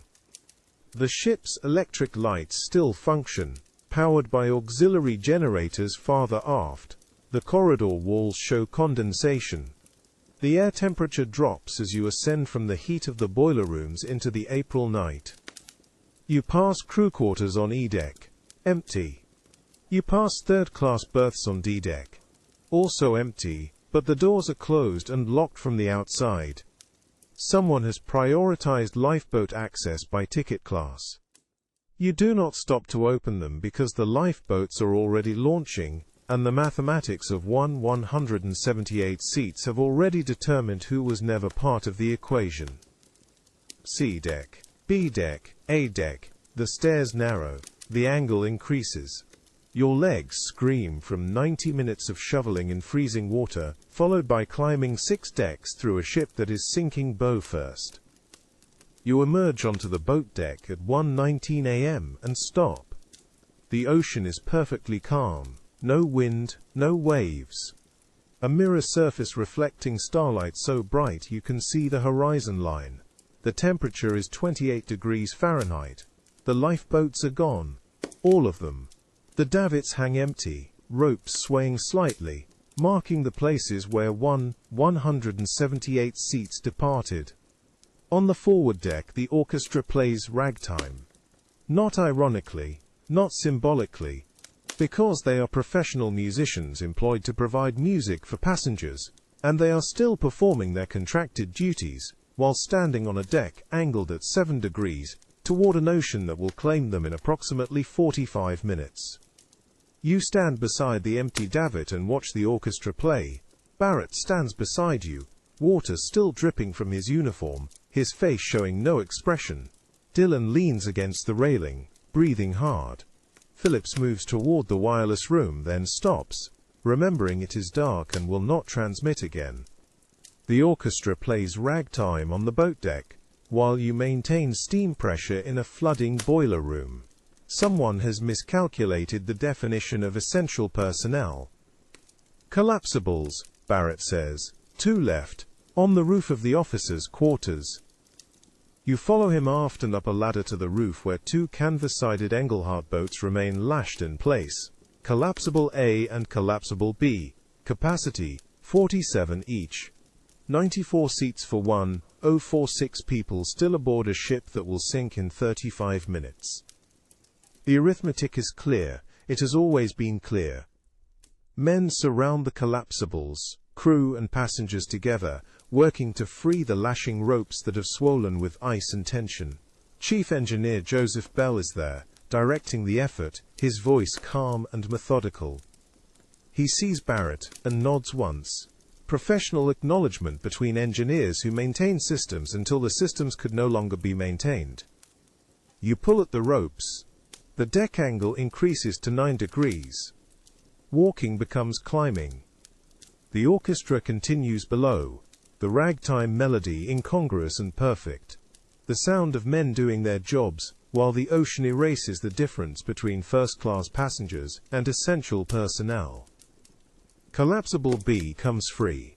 20 men push it toward the edge of the roof, toward the davits, toward the water that is rising to meet the deck as the bow sinks deeper. The ship groans, a low resonant sound that comes from every rivet and plate, the voice of a structure failing in slow motion. You push the collapsible. The night air is cold and clear. The stars do not care. The ocean continues. The 710 passengers who survive because you stayed are in lifeboats now, rowing away from the ship, watching from safety made possible by coordinates transmitted through steam pressure maintained by coal you shoveled, while standing in water 1 degree above freezing. The mathematics are complete. The firebox takes the last load at 1:47 a.m. Coal slides from your shovel into orange heat that has warmed your face for 2 hours, while Atlantic water numbed everything below your chest. The steam gauge reads 180 pounds per square inch, enough for 8 more minutes of wireless transmission. Enough for Carpathia to confirm receipt of your final coordinates, not enough for the lifeboat still being loaded on the deck above. Barrett stands at the gauge panel with his hand on the pressure valve. Water reaches his shoulders now. He does not look at you when he speaks. Wireless acknowledged, he says. 3 hours to rescue. 2 hours too late for anyone still aboard. The arithmetic is clear. You have maintained steam pressure that powered emergency lighting, davit motors, and the Marconi transmitter that spelled out latitude and longitude to ships that will arrive in time to save 700 lives in boats, while 1,500 bodies cool in water 1 degree from ice. The equation balances, the weights do not. Dylan climbs past you toward the emergency ladder, water streaming from his coat. His face shows the gray exhaustion of a man who has shoveled coal for 8 hours, and then waded through flooding for 2 more. He does not make jokes anymore. The humor burned out somewhere between midnight and now. Fuel spent like the coal that filled the bunkers when you left Southampton 4 days ago. Come on, he says. Barrett shakes his head. Boilers need monitoring. Boilers are done. Not while the gauge shows pressure. This is what professional identity looks like, when it cannot survive abandoning machinery that still functions. Barrett has spent 16 years reading steam systems. He will spend his last 8 minutes doing the same because the alternative is admitting that physics has won, and his expertise means nothing against 14 tons of water per minute finding gaps in riveted steel. You set the shovel against the bulkhead. The handle is warm from firebox heat in your hands. You have held it for 8 hours. Your palms know its weight better than they know your own name. The deck angle increases under your boots. 12 degrees now. Enough that walking requires conscious balance. The bow sections are flooding faster than the stern can compensate. Somewhere in the forward compartments, water reaches the ceiling, and trapped air compresses under pressure that will blow out ventilation grills when it finds release. You leave Barrett at the gauge panel. He does not look up. His hand stays on the valve, adjusting pressure in quarter-pound increments that will not matter in 8 minutes but matter to him now, because precision is all he has left. The emergency ladder climbs through a shaft filled with men from the engine department. Their faces show the same exhaustion you feel in your legs. Muscle memory from 8 hours of shoveling now tasked with lifting body weight against gravity and fatigue. Your hands grip rungs slick with condensation and coal dust. Each rung requires conscious effort. The climb takes 3 minutes. The shaft is dark except for emergency lighting that casts orange shadows on steel walls. You hear men breathing above and below you. No one speaks. Speech requires air that legs and arms need for climbing. You reach the boat deck at 1:54 a.m. Night air at 28 degrees Fahrenheit feels warm against skin that has been submerged in 31-degree water. Your body recalibrates temperature perception. Warm is not warm. Warm is less cold. The distinction matters when your core temperature has dropped below the threshold where shivering generates useful heat. Lifeboats hang from davits at angles that show the ship's list. Officers in dark coats direct women and children toward collapsible D. The boat holds 47 people. 32 have boarded. Women in fur coats and nightgowns stand at the rail, refusing to believe that the deck under their feet will be underwater in 26 minutes. Second Officer Charles Lightoller holds back men from the engine department with explanations that women and children must go first. His voice carries the authority of protocol that assumes there will be enough boats for everyone. There will not be. The calculation was complete before the ship left Southampton. 16 lifeboats plus 4 collapsibles equals 178 capacity. Current passenger and crew count equals 224.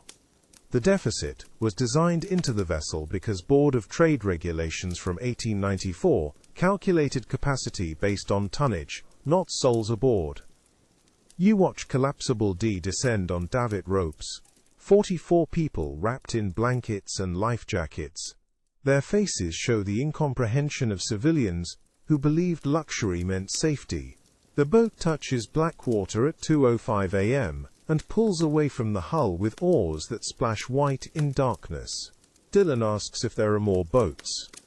Lightoller points at davits that hang empty against stars, all lifeboats launched or destroyed by the increasing list. The last collapsible is being loaded now.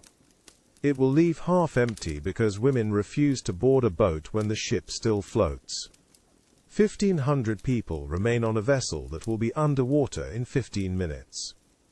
You have spent 2 hours maintaining steam pressure that saved 700 lives in lifeboats while guaranteeing that you will not be among them. The deck tilts under your boots at an angle that makes standing feel like climbing. 15 degrees now. Furniture in the first-class lounge slides toward the bow, with the sound of wood scraping against carpet. You hear it through the ventilation shaft behind you. Chairs and tables finding new positions according to gravity and momentum. Your legs ache. Not the sharp pain of injury, but the deep exhaustion of muscle that has worked beyond its reserves. 8 hours of shoveling coal. 2 hours wading through flooding compartments. 3 minutes climbing the emergency ladder with water-soaked clothes, adding 30 pounds to your body weight. Your thighs burn when you shift your stance. Your lower back feels like someone has replaced the vertebrae with hot iron. Thomas Patrick Dillon stands beside you at the rail, watching the last lifeboat pull away into darkness. His face shows the grey pallor of a man whose body has been processing cold for too long. Lips slightly blue. Skin tight across cheekbones. Eyes that track movement without focusing. "We did the work," he says. You nod. Speech requires energy you do not have. The work was this. Maintain steam pressure for the wireless transmitter that sent coordinates to ships 70 miles away. Keep the lights burning so passengers could see to board lifeboats without panic. Power the davit motors that lowered boats at a speed that prevented ropes from snapping under load. Frederick Barrett monitored gauges while you and Dylan fed coal into fireboxes with water rising past your knees, then your waist, then your chest. The 710 passengers who survived because you stayed will not know your name. They will know the water was cold. They will know the ship broke in half. They will know it sank at 2:20 a.m. on April 15, 1912, in the North Atlantic, 41 degrees north, 50 degrees west, where the Labrador Current meets the Gulf Stream and creates conditions that drop surface temperature to 1 degree above freezing. They will not know that steam pressure requires constant feeding, that boilers do not maintain themselves. That the lights stayed on because men stood in flooded compartments and shoveled coal into fire, while seawater numbed their legs and made every muscle movement feel like lifting stones. You hear the ship groan. Metal under stress makes sounds like speech, low vowels of steel plates bending, sharp consonants of rivets shearing. The bow sections are fully flooded now. Compartments 1 through 6 filled to the ceiling. The weight pulls the forward hull down, at an angle the stern cannot counterbalance. Chief Engineer Joseph Bell appears from the access shaft wearing a coat dark with water. His face shows the same exhaustion you feel in your bones. He has spent the last hour in the engine rooms, shutting down systems in sequence to prevent boiler explosions when water reaches the fireboxes. The protocol is clear. Vent steam before water touches hot metal. The alternative is pressure detonation that could kill everyone in the compartment. Forward dynamo is down, Bell says. Aft dynamo has 5 minutes. The emergency lighting will fail when the dynamo stops. The deck will go dark except for stars, and the white splashes where waves meet hull. 2,000 people will stand on a tilting surface with no light to show them where the rails are. Bell does not wait for response. He climbs back down into the shaft, heading toward the engine rooms where turbines still spin and generators still produce current. His job is to manage the shutdown so the machinery dies in sequence rather than all at once. You watch him descend. His head disappears below the deck line. His footsteps echo up the shaft, fading. Dylan shifts his weight against the list. Should we follow him? You shake your head. The engine rooms are flooding. The aft sections are next. Going below now means going into water with no exit route except the shaft you just climbed.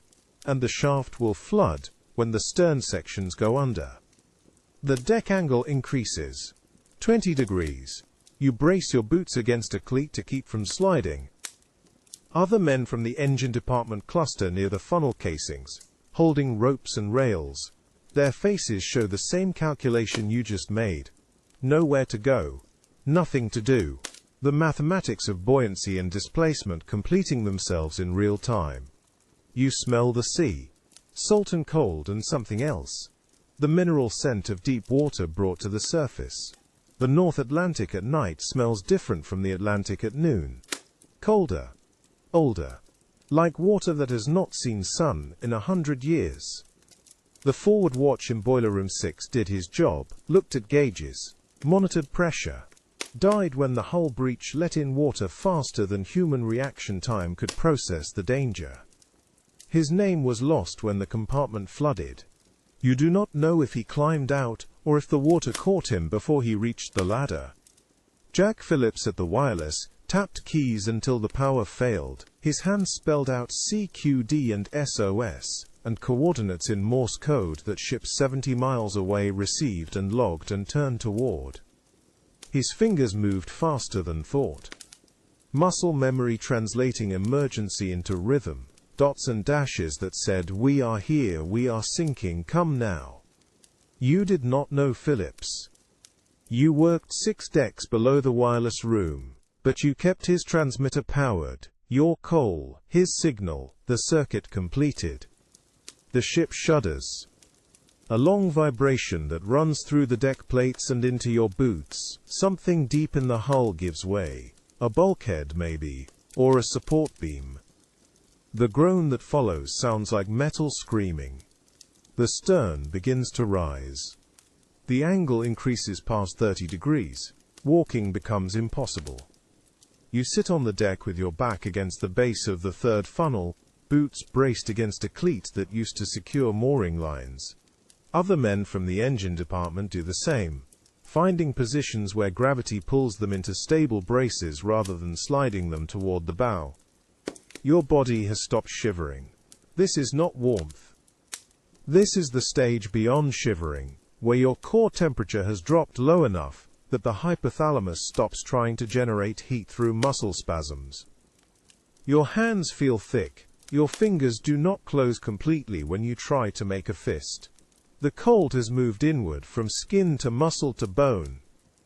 Dylan sits beside you, shoulder pressed against yours for stability and warmth. Neither of you speaks. Speech requires energy. You have none left.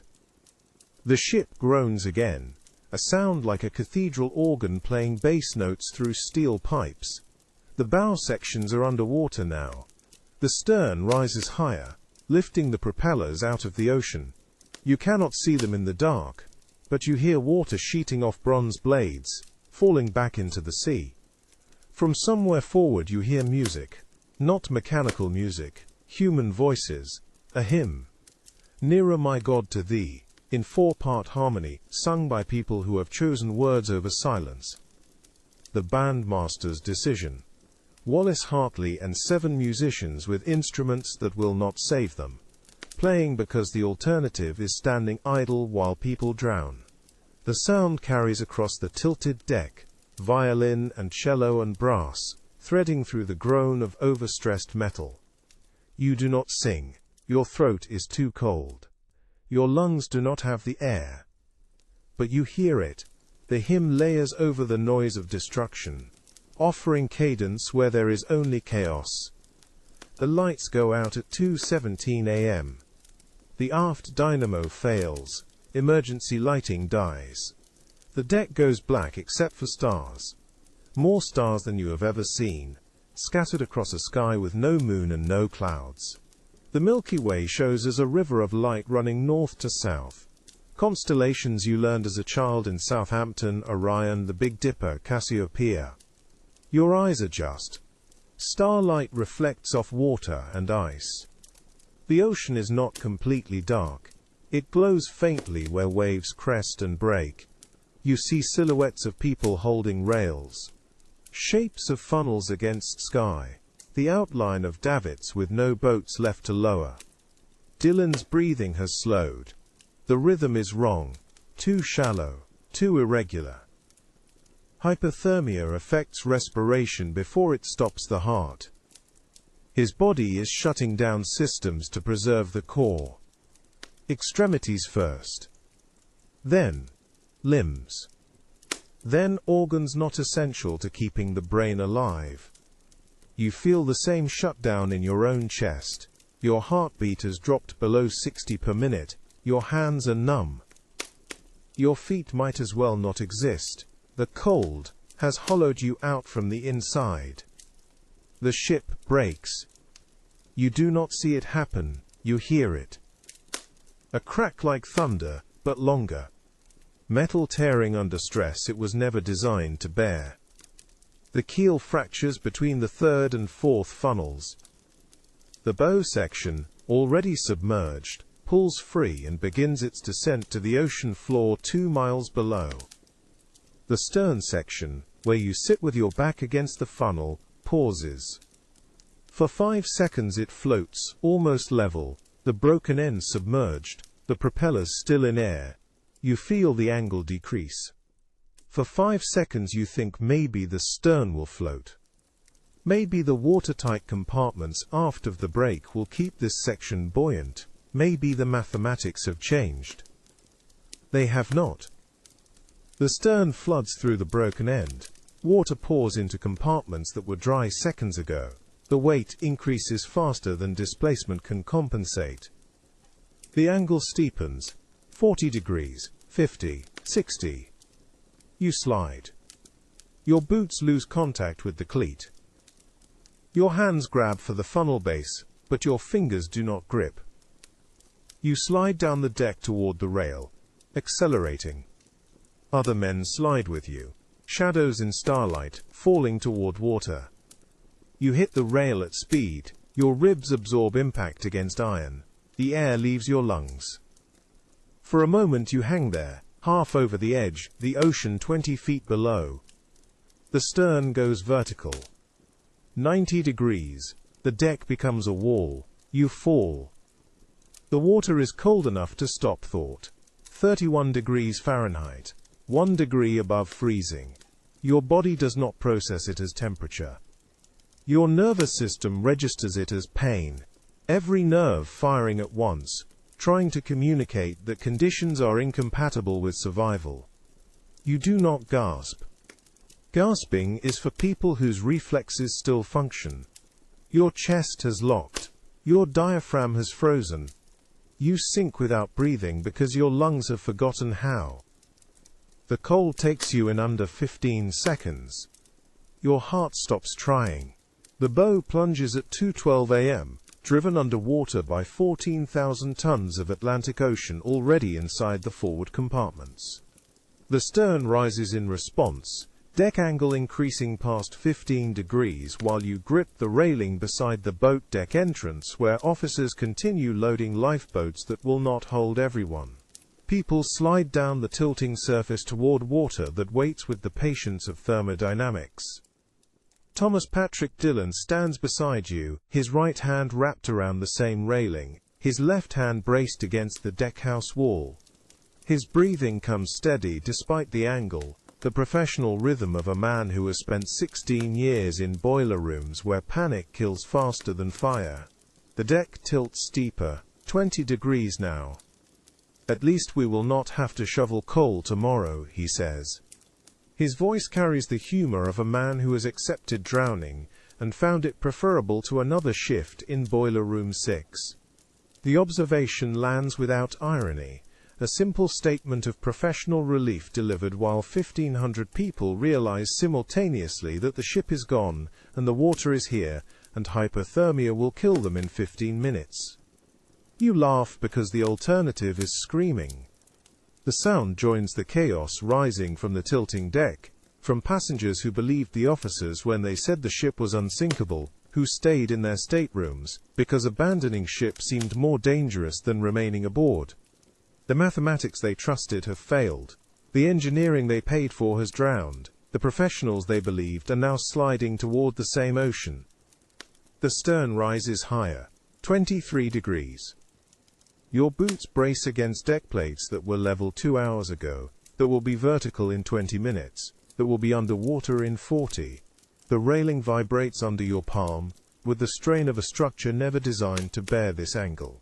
Somewhere below in the flooded compartments, water pressure crushes bulkheads that held for 90 minutes before accepting the inevitable. The deck shudders. A sound like artillery fire travels through the hull, metal tearing where the ship was never meant to bend. The fracture point sits between the third and fourth funnels, at the expansion joint where separate sections were joined in Belfast shipyard 16 months ago. The breaking happens slowly at first, a separation measured in inches while 17,000 rivets fail in sequence. Then quickly. The ship splits completely at 2:17 a.m., the forward section sinking faster now that the stern no longer holds it afloat. The aft section settles back toward horizontal for 45 seconds. Gravity briefly satisfied. Passengers who held on during the tilt now standing on deck plates that feel almost level. Some believe the worst has passed. Some think rescue ships have arrived. Some pray the stern will float indefinitely, buoyant enough to survive until dawn. The mathematics say otherwise. Water floods the stern through openings created when the forward section tore away, through gaps where deck plating ripped loose, through spaces where machinery broke free and punctured bulkheads from inside. The stern begins rising again at 2:18 a.m., this time with no forward section to balance against. The angle steepens faster. You feel the vibration of tearing metal through your entire body. 16 years of reading ships through physical sensation now processing the death of the largest moving object humans have ever built. The stern tilts past 30 degrees, past 40. People lose their grip on railings and slide toward water that is 1 degree above freezing, filled with debris from a luxury liner that believed itself immune to drowning. Your chest tightens with cold that has nothing to do with temperature. The physical sensation arrives without warning. Pressure behind your sternum where breath moves and blood flows, and the body understands what the mind has known since 8:47 p.m. when the engine rhythm changed.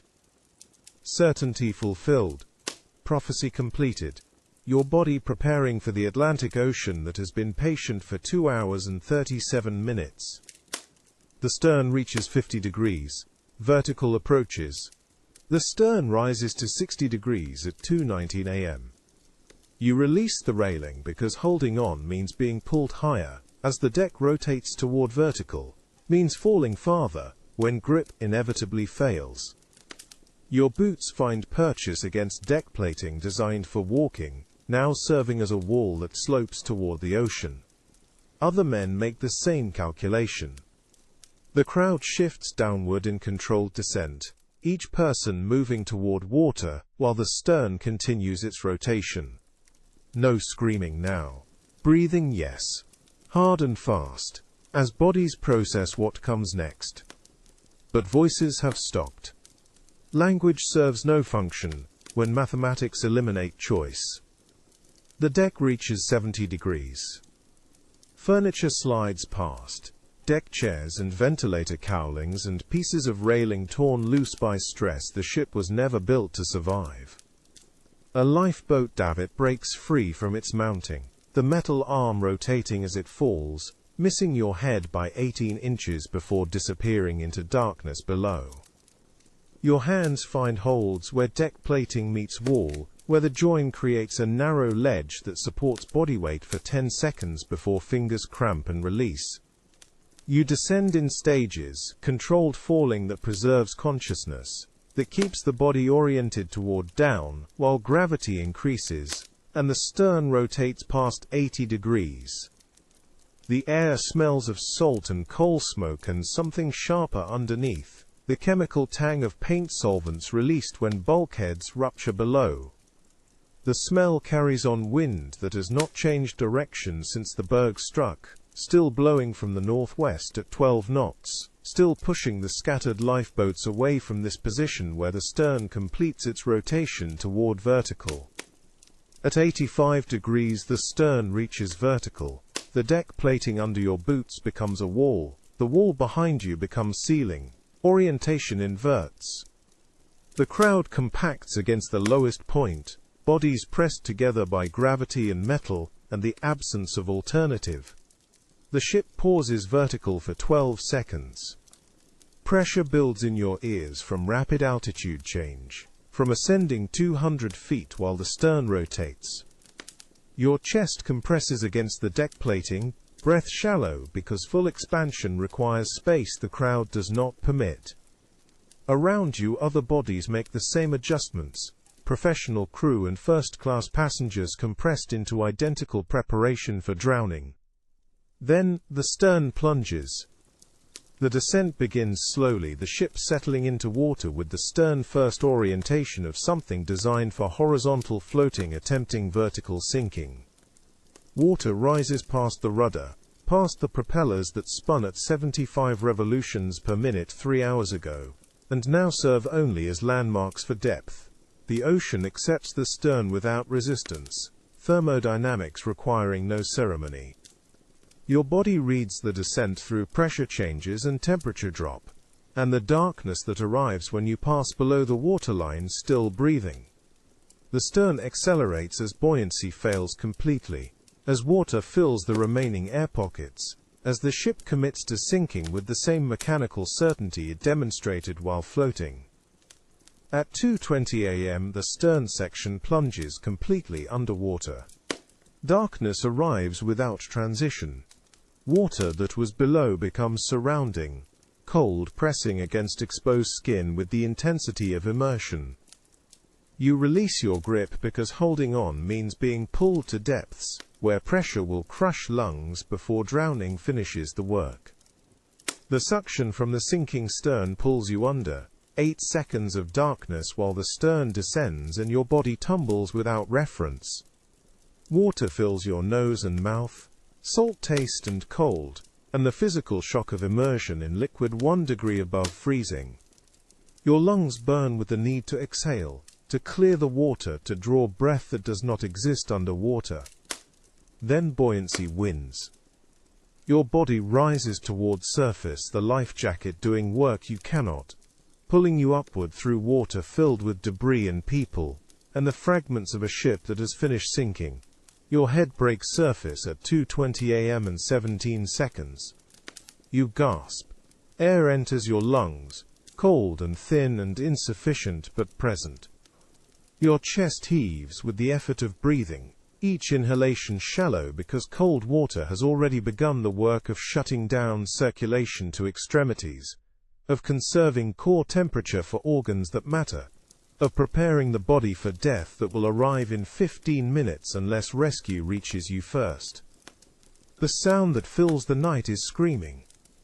1,500 voices calling for help that will not arrive for 2 hours, when the Carpathia reaches coordinates transmitted by wireless signals you maintained with coal shoveled while water rose past your chest. The voices create a sound you will hear for the rest of your life. Human desperation at the scale of maritime disaster, the noise of drowning happening slowly enough for consciousness to persist. You float among the debris, deck chairs and wooden panels and fragments of railing, objects that were shipped yesterday and are flotsam now. Bodies float nearby, some moving and some still, some crying and some silent. The water temperature is 28 degrees Fahrenheit, cold enough that hypothermia will kill everyone in the water within 20 minutes, whether they can swim or not. Your hands are numb, your feet have stopped sending sensation. Your core temperature drops as Atlantic cold presses against skin, and the body recognizes it cannot win this fight through effort. Shivering begins as automatic response, muscles generating heat through motion, the body's last defense against cold that does not care about survival.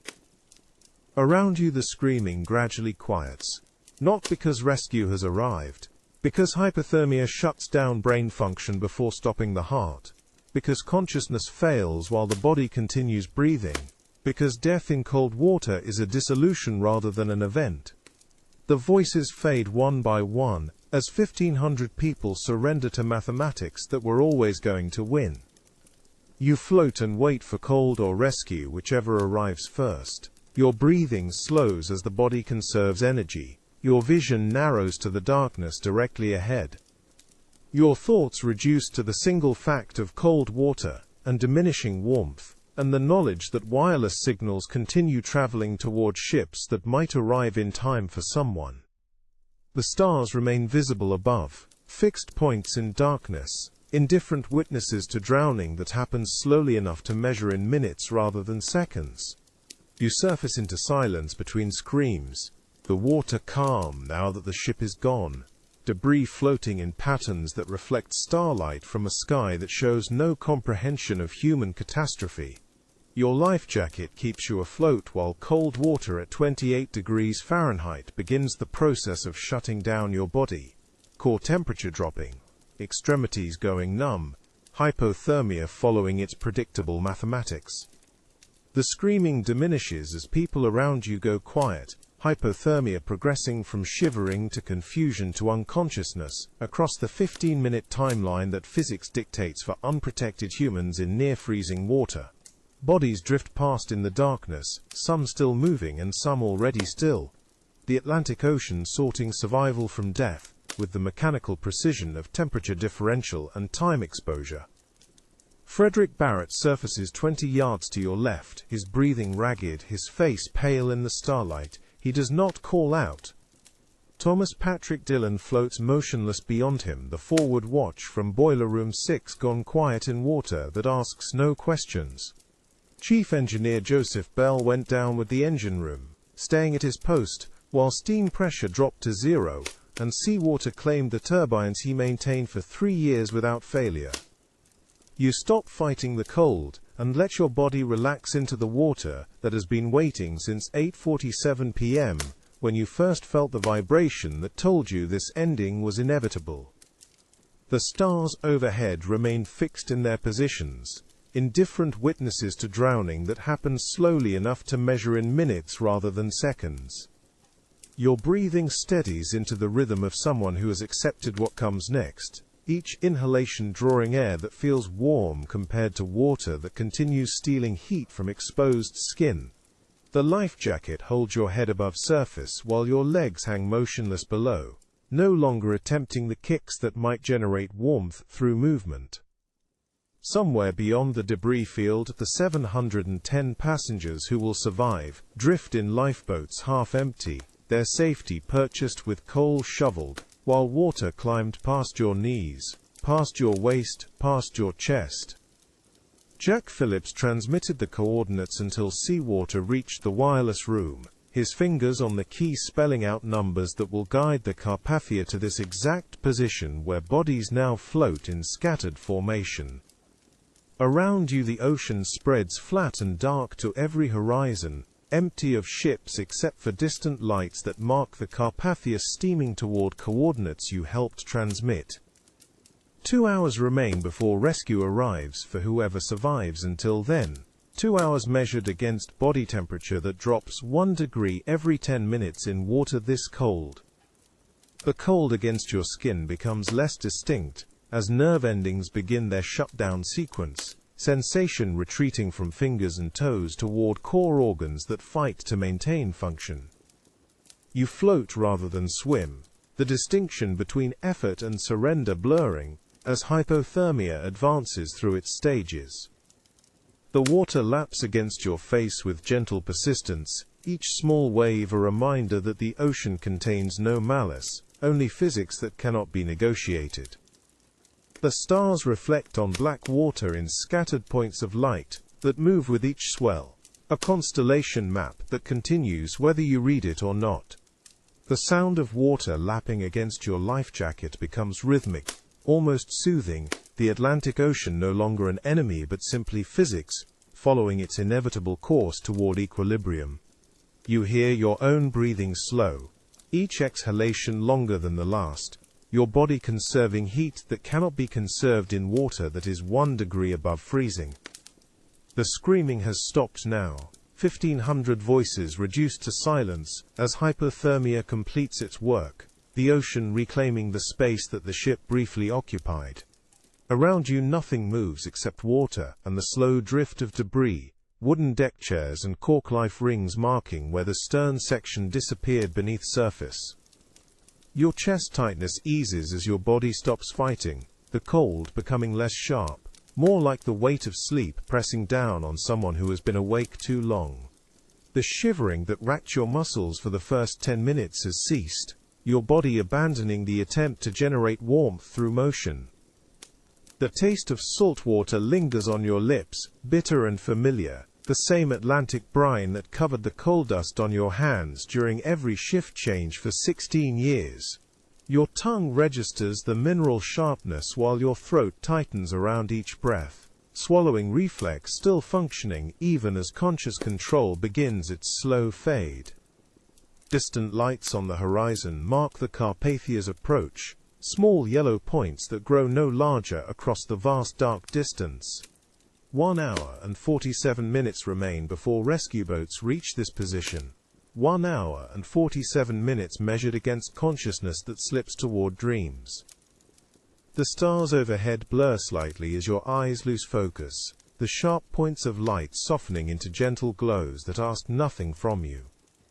Your thoughts drift without anchoring to specific concerns, memory and present sensation merging into something that resembles neither fully. The water temperature no longer registers as cold, just present, just there, surrounding your body with patient pressure. Your breathing continues in slow cycles, automatic function that requires no conscious maintenance, lungs drawing air while your attention wanders elsewhere. The boundary between your body and the water becomes less defined, less important, sensation dissolving into a general awareness that includes ocean and self, without distinguishing clearly between them. Somewhere ahead the rescue ship continues its approach through darkness. Your legs stop kicking, the effort to maintain position no longer necessary. Buoyancy and the life jacket handling the work your muscles can no longer perform. The cold water against your skin becomes less distinct, nerve endings shutting down in the order that hypothermia dictates. Extremities first, then core, then consciousness. You feel yourself floating rather than swimming, the distinction between water and air blurring as your body surrenders to physics that cannot be negotiated or delayed. Your arms grow heavy and still. The 4-count shoveling rhythm that defined 16 years of work finally ending in water that requires no coal, no steam pressure, no professional certainty about vibrations that tell you ships are dying. The smell of seawater fills each shallow breath, iodine and mineral salt mixing with the faint petroleum trace of bunker fuel leaked from ruptured tanks below. The scent triggers no memory, no association, only registers as information your brain catalogues without processing further. Your nose and throat no longer distinguish temperature, only texture, the smooth slide of air across membranes that have ceased reporting sensation with any urgency. The weight of your soaked clothing pulls downward against the life jacket's upward force, creating equilibrium that requires no adjustment, no correction. Your wool uniform jacket holds water in its fibers, heavy and still, no longer generating friction or warmth. The fabric presses against your chest with patient, even pressure. Your eyelids grow heavy with a tiredness that has nothing to do with sleep cycles or exhaustion, only the body's systematic shutdown of functions it can no longer power. Your vision narrows slightly at the edges, peripheral darkness creeping inward without urgency, without alarm. The stars above continue their slow rotation, their light reaching your eyes without requiring interpretation or response. Your breathing becomes shallow, each cycle gentler than the last, your lungs operating on patterns established long before conscious thought directed their function.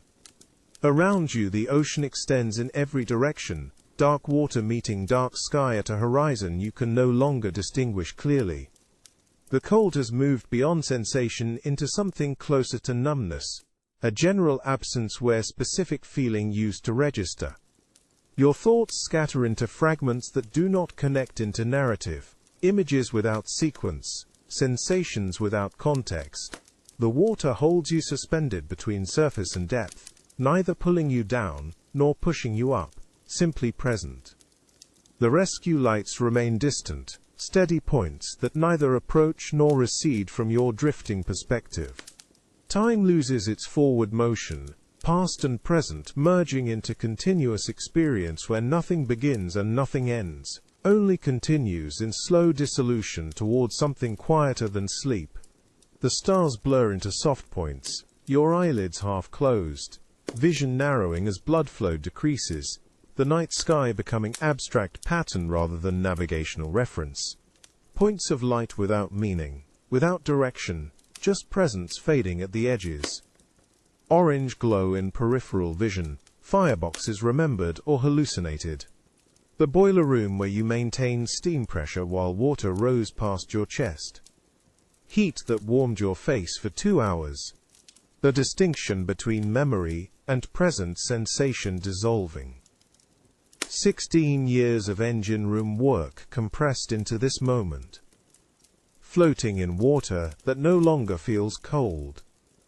Your pupils contract, expand, contract again without rhythm, the autonomic functions releasing their patterns. Stars fade to darkness that carries no fear.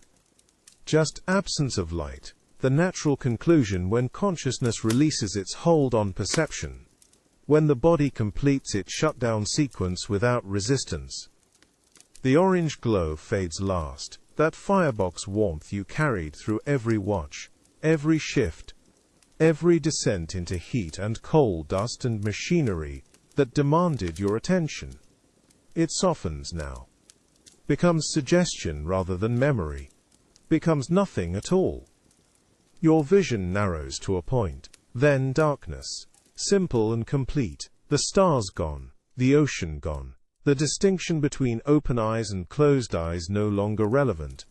Just darkness that asks nothing, demands nothing, simply exists as the space where sight used to be. Salt water fills your awareness, clean and simple. The sulfur scent gone, the machine oil scent gone.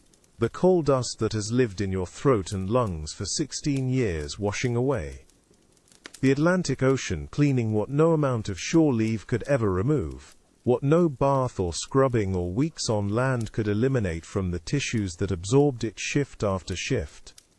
You breathe in the ocean scent, each breath shallower than the last. Your body no longer fighting to maintain the rhythm that kept you shoveling coal for 8 hours while the ship died around you. The 4-count pattern released. The professional discipline released. Just breath happening without effort. Without intention. The scent of salt fades as your sense of smell shuts down.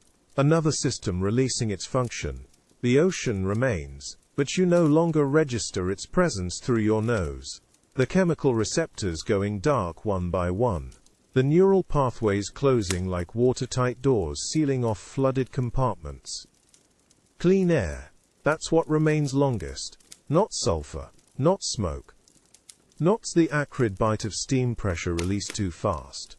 Just the simple fact of ocean air moving past your face. Past your lips. Into your lungs that work more slowly with each cycle. Then even that fades. The scent of nothing. The absence of smell as complete as the absence of vision. 2 more senses released. 2 more ways of knowing the world, let go without struggle. Water pressure becomes indistinguishable from weight of sleep. Your body no longer registering cold. No longer registering wetness. Just gentle pressure of being held. Something larger than yourself. Something that asks nothing in return for holding you. You sink slightly. The life jacket's buoyancy balancing against your body's increasing density. Physics finding equilibrium between floating and drowning. Between surface and depth. The mathematics working themselves out without your participation. Without your awareness. Just forces acting en masse in water 1 degree above freezing. The sensation of water against your skin fades, nerve endings shutting down, your body no longer distinguishing between self and ocean, between inside and outside. The boundary dissolving as temperature and pressure become uniform, as the difference between your flesh and the Atlantic around it becomes too small to measure. The weight lifts. That pressure that has pressed on your chest since 8:47 p.m. Since the moment you felt the vibration. The certainty that something was wrong. The dread that no one would believe you. The choice between reputation and warning. All of it releasing like steam from an emergency valve. Like water through a ruptured bulkhead. Like breath from lungs that no longer need to breathe. Your consciousness releases. The distinction between waking and sleeping no longer relevant. Your body completing the shutdown sequence that hypothermia has been directing for 23 minutes. The cold water pressure becoming identical to weight of blankets on someone falling asleep after a long shift. Familiar, comforting, not threatening anymore. You let go. The certainty that defined you since 8:47 p.m. The vibration that told you the ship was dying. The choice between reputation and warning. The mathematics of drowning that proved correct. All of it dissolving. All of it becoming part of the ocean that holds you. That has always been holding you. That will continue holding you as you descend into sleep. The Atlantic Ocean cradles you as you dissolve. Your body at rest in water 1 degree above freezing. The professional certainty that kept you awake for 2 hours and 53 minutes finally allowing you to sleep. Finally releasing you into the darkness that asks nothing. That demands nothing. That simply receives you as you are. Complete. At rest. Sleeping in the cold and quiet deep.